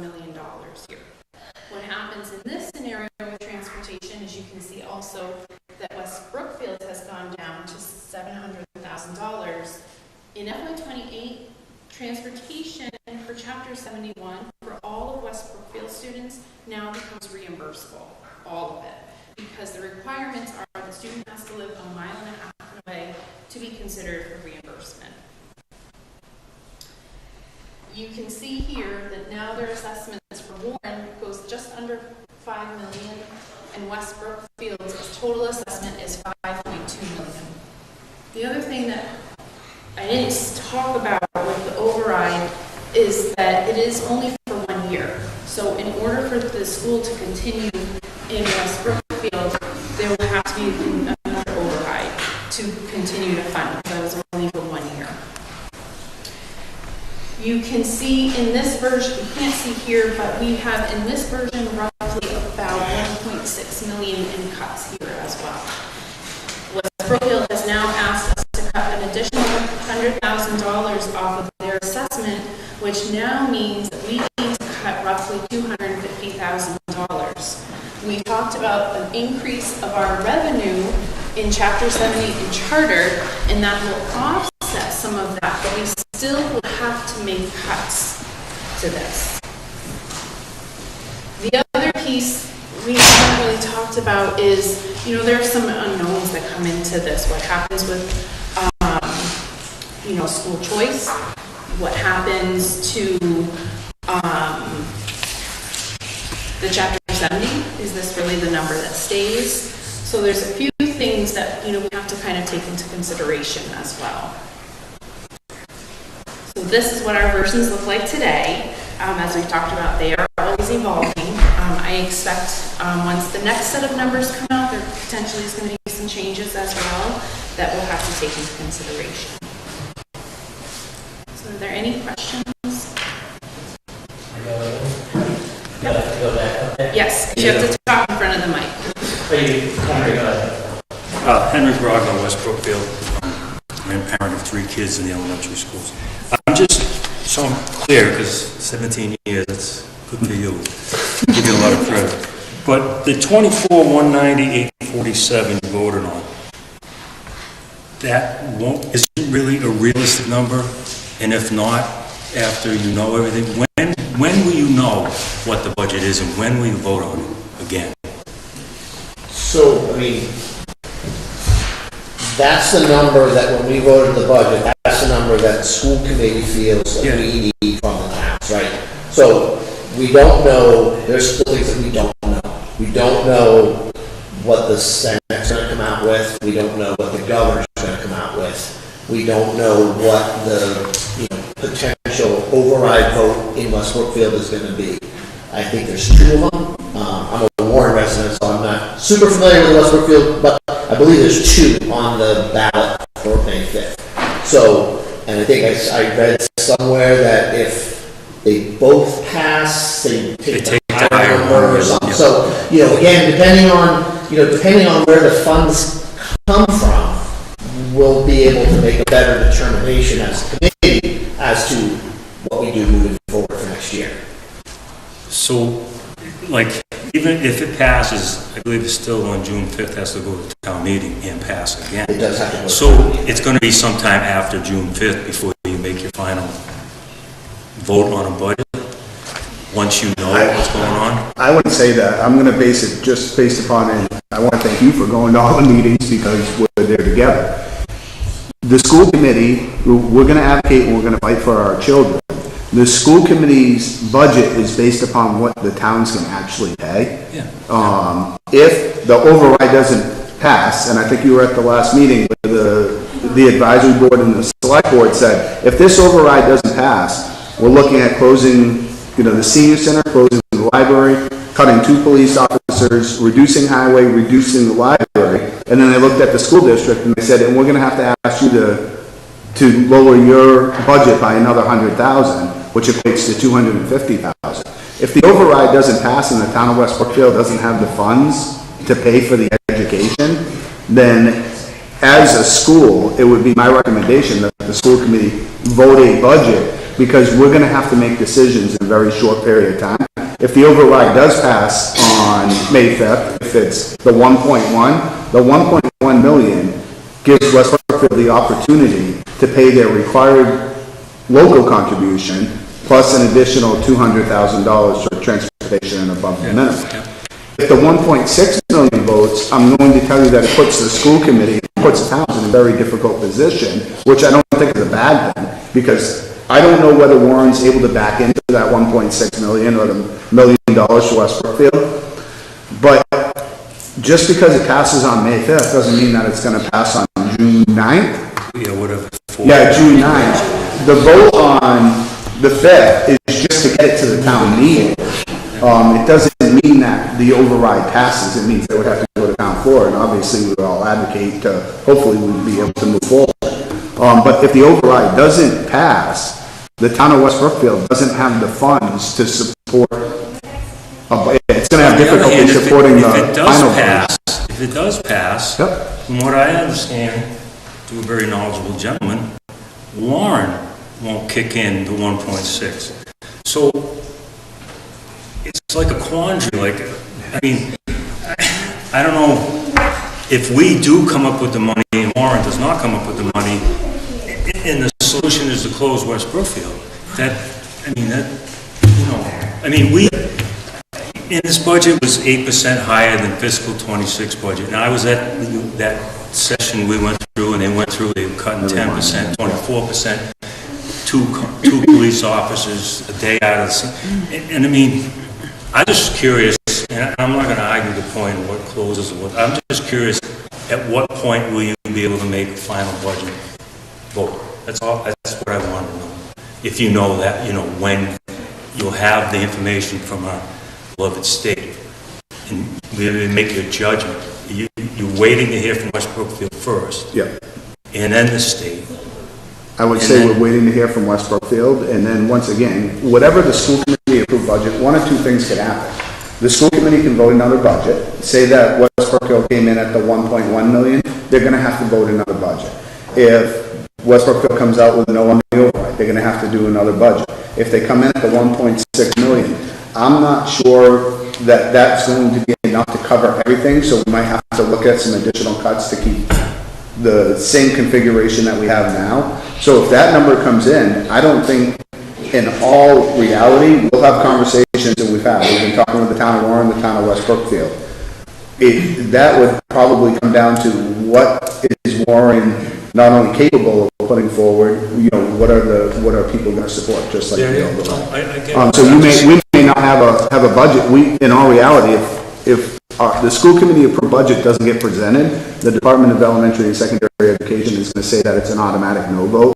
So say Warren can't back into that number and they put a lower number than what the school committee approved budget is on their town warrant, then it's an automatic no vote, which means that it gets kicked to a 1/12 budget, which isn't, and I know. Yeah, and what is the drop dead date for you to have a budget? Town meeting. Well, June 30th is the drop dead date. Not last, 3 years ago, we had an approved budget on June 29th under an emergency meeting, and we're going to end up having to go to a regional meeting for it. There was some advocacy from the town of Warren to put a bigger number on the table, and the school committee did a great job of approving that number. I have no problem with the school committee, and I have no problem with the towns. I'm just trying to figure out, and again, for you, 17 years, I'm just getting rolling here. Yeah. I'm just trying to understand when our beloved state gets all their figures together, when we have to have figures together. So it's June 30th. June 30th is a drop. That's the last day of this fiscal year. So Yeah. July 1 starts next year for the state. I mean, we've had years past. I mean, we've voted a new budget literally an hour before town meeting. So it's I'm one of those people. I hate not knowing, right? I hate waiting. I like to know, everything has a place for everything. So I don't like not knowing what we're doing moving forward. But I hate to say it's outside of our hands, right? We're still waiting for, some rather large numbers to come in from where they're coming from to be able to make a better, I don't want to say guess, but a better decision on what we're going to do moving forward. In my 15 years, I haven't experienced a budget like this. We've had difficult budgets. We've gone into budget meetings where we've counted heads of how many people we think are a yes or a no, but understanding what the consequences of that no are.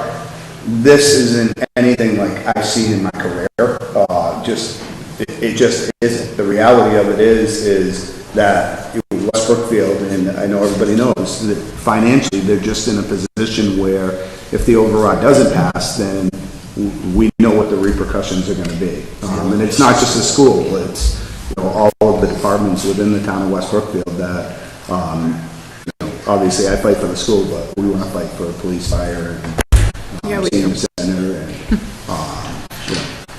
All right, thank you. Thank you. Thank you. All right, you good with this, Vicky? All right. Questions?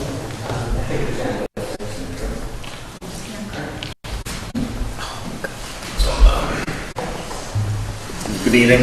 I'm actually not a town resident, but I'm going to be pretty soon.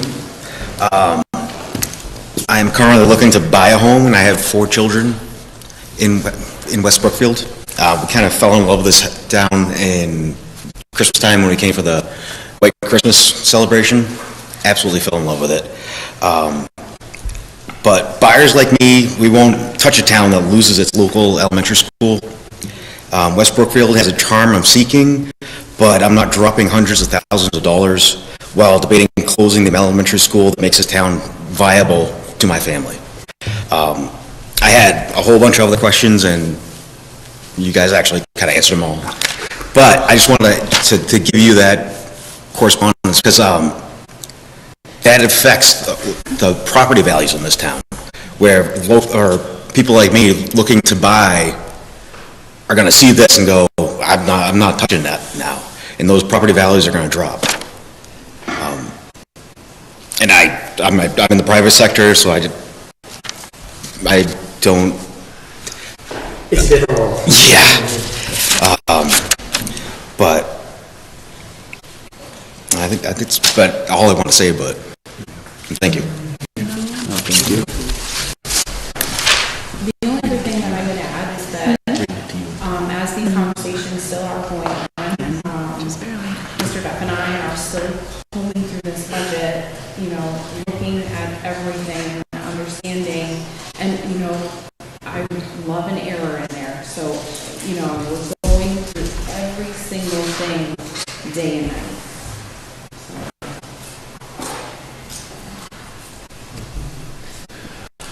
All right, so outside of the discussion we just had about fiscal 27 budget, it is time for our meeting for the public hearing period, the opportunity for visitors to take us and or ask questions about anything that's been on the agenda. If you do have any additional questions, feel free to come to the front, introduce yourself, who you are, ask a question.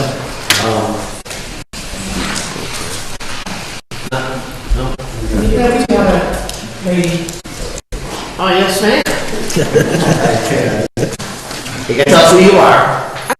I'm Laura Dutchman, and I am at the school, West Brookfield Elementary School, and I'm just hoping that our school just gets saved and that it's in the summer, it just gets in really happy. If it closes, I just hope that the people that are going to different schools or in homeschool, if the school closes, I just hope that the people that are in the homeschools, I hope they make friends.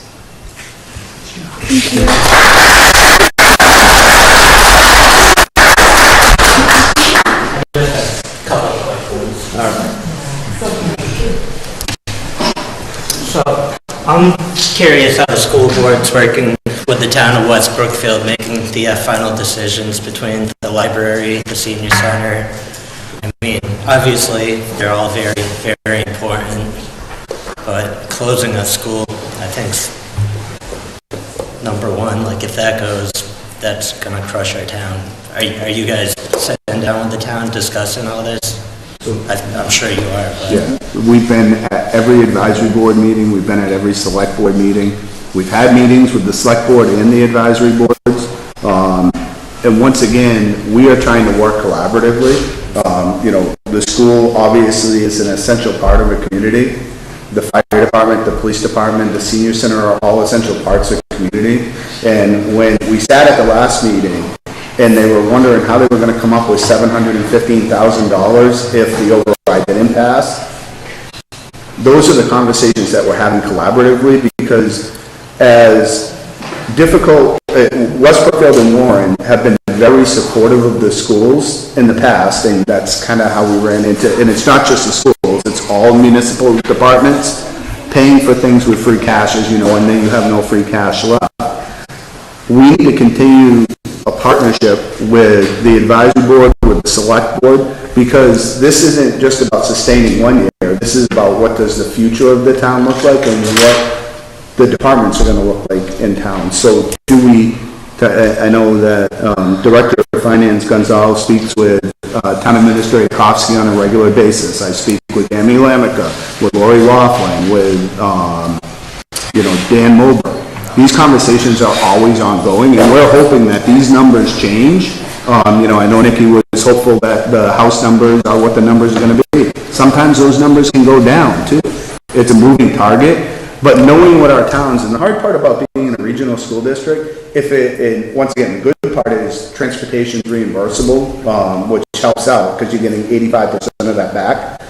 But in a one town, you know your budget is moving in, but when you have two towns that are contributing to a budget and it's based on Chapter 70 and it's based on what the local required contributions from two towns are, it makes it a little bit more difficult. But there are obviously the cost-saving benefits for both towns with transportation. And I just wanted to point out, Jordan, just real quick, that first off, if there are any ideas that the town has had, or any of the members of the town have, to certainly email one of us. I've received a lot of emails, and I'm happy to clarify any questions that people have. I actually sent you 7 of them, and I never heard. Yeah, I get a few. Maybe they're in the spam folder, I don't know. Just in terms of the school committee and the personnel subcommittee and things that have been going on, I can tell you with complete confidence that with the amount of work that we've put in with the towns going to all these meetings, and these meetings these are year-round meetings. This just doesn't start during budget season. But the school committee, you know, they went out to bid on transportation. They tried doing it by route. They tried doing it by all of the routes all together, one route at a time, a 3-year bid, a 5-year bid. We hired a state contractor to come in and go out to the bid process, because that's what you have to do for transportation. And we always get 2 quotes at the end of the day. So transportation, the school committee's done a great job. Our teachers, I know that there's been stuff that has been out there. Our teachers, we just went through teacher negotiations, and it wasn't pleasant. We didn't have a contract from August until 2 weeks ago, because our teachers deserve to be paid a fair rate, but the personnel subcommittee, myself included, know the position that our towns are in, and I can publicly say that our teachers took a 2, a 2.5, and a 2.5% raise, which is the lowest collective bargaining component that's been in this area. The person who came in from the MTA was like, oh no, we're going for much more than that.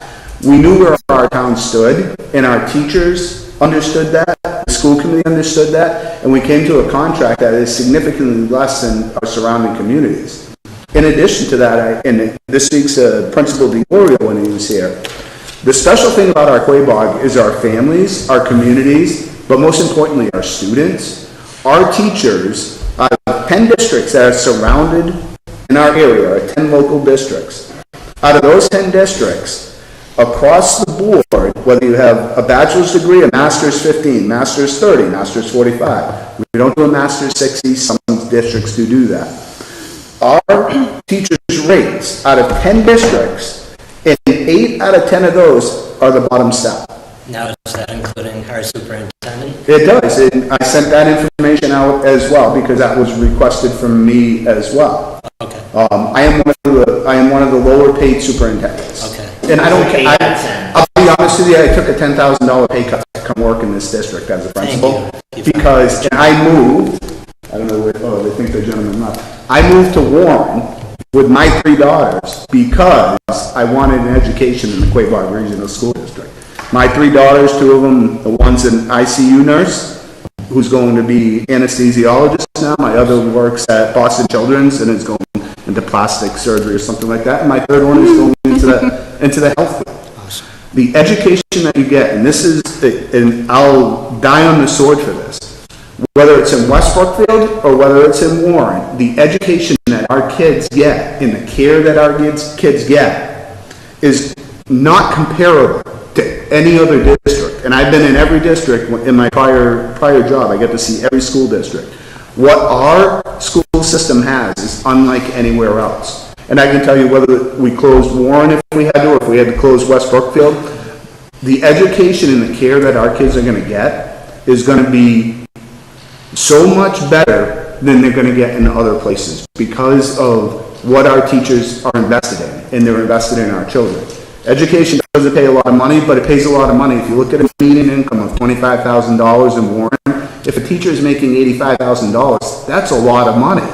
But if you look in the professional area and what teachers are being paid, they're being paid way less than comparable districts in our area, as is their superintendent. I agree with that. Is that Megan? I'm sorry, I'm bad with names. Nikki, way off. One thing you said was if we do the override this year, we're going to need it again next year. This is only for 1 year. I don't like how that was said, that we're going to, because there's a chance we could find funding before then. So there's a good chance we will need the override again next year. I think would be a better phrase than Thank you that, for but my opinion. And just back to your initial question about the board of selectmen and the advisory committees, or in Warren it's called the finance committee, is I think that, in my tenure, I mean, I joined the school committee when my oldest daughter was in kindergarten, and my platform was to advocate for the kids that can't advocate for themselves, right? So I'm always going to advocate for the schools. I'm a taxpayer. We're all taxpayers in this community, just like you. So we have a very, I'd say, tough job. I mean, we're all elected people, but we don't get paid for this. I know. I feel for you. So we're doing this because we want to advocate for the kids. But on the flip side is we have to be financially responsible to the townspeople and to the communities that we are part of. And the relationship that the school committee has with the towns today versus 5 years ago, 10 years ago is exponentially better. There were times where the towns wouldn't even talk to the schools. And I'll credit a lot of it to Mr. Duff, because Mr. Duff is in town and he is so involved. I mean, I was going to Walmart on Saturday, there's Mr. Duff on Whiskey Hill, picking up trash, as cars are zooming by him. And I'm like, no other superintendent would be doing that. So, a lot of the credit goes to him and his hard work with dealing with the towns. Not only dealing with, but working with the towns. And it's not just, to his point, one town. And so he has the select board of Warren, the select board of West Brookfield, the advisory board of West Brookfield, the finance committee of Warren, the town administrator. I mean, he's meeting with people every night of the week. So, I mean, I think that, to your point, our relationship is better than it was, but we'll always advocate for the schools. So. Perfect. Thank you very much, and I do appreciate everything you guys are doing for us. We appreciate you. Is there any? Can you find your shots? Can you do that? Hi, my name is Megan Paquette, and thank you for answering my clarifying question earlier. I first would like to acknowledge the time and efforts placed forth by the school committee through this exceptionally challenging budget season. Thank you, and thank you for publicly acknowledging teachers as well. I am a 5th grade teacher at Warren Elementary School, who is currently building a home in West Brookfield. I am a parent of 3 young children, and my household currently pays property taxes in the towns of West Brookfield and Warren. I mention this because I'm understanding of the various perspectives and concerns surrounding the budget, because I think I'm personally able to view the issue through various lenses. I'm here tonight to voice my concern with the potentially higher class sizes next year, as I know you will be forced to make a decision in the near future surrounding the potential closure of West Brookfield Elementary. Often cited studies, including Project STAR, have found students in smaller class sizes outperform their peers in larger class sizes in reading and math.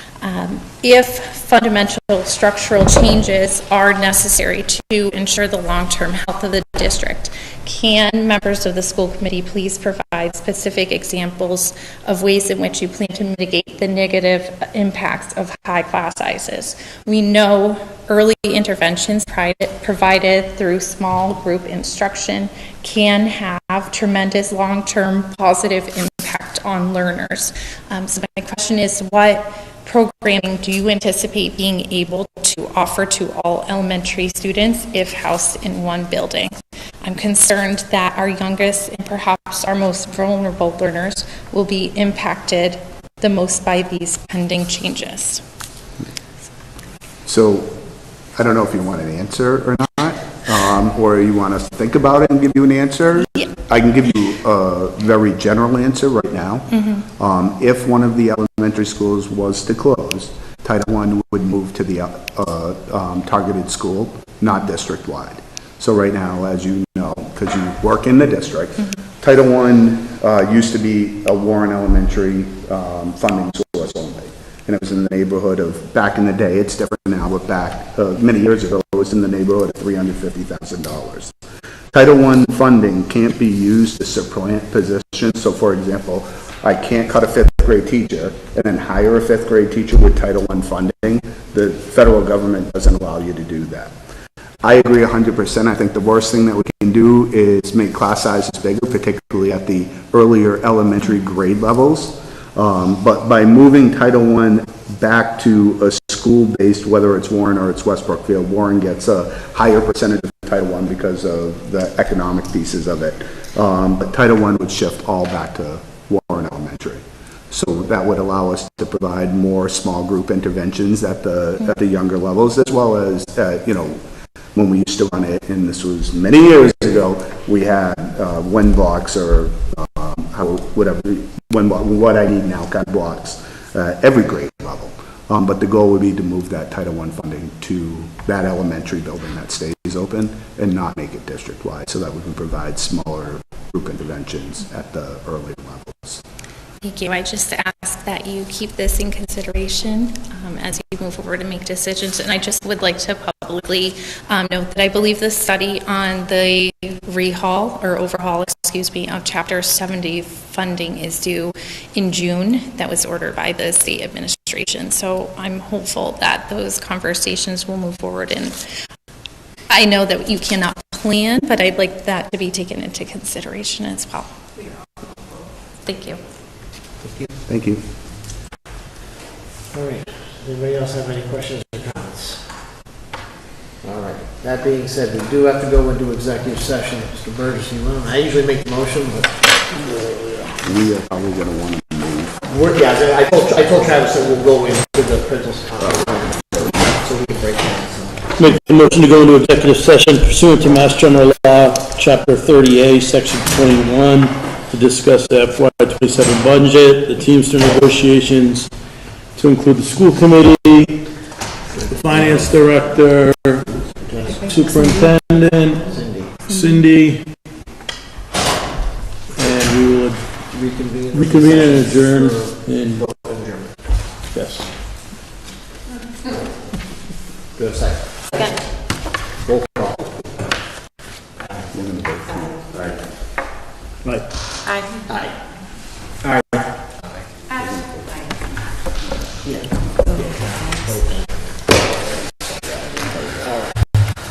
So we need to take a 10-minute break while Travis, or we can just go in the principal's conference room. Let's go in the auditorium or? No.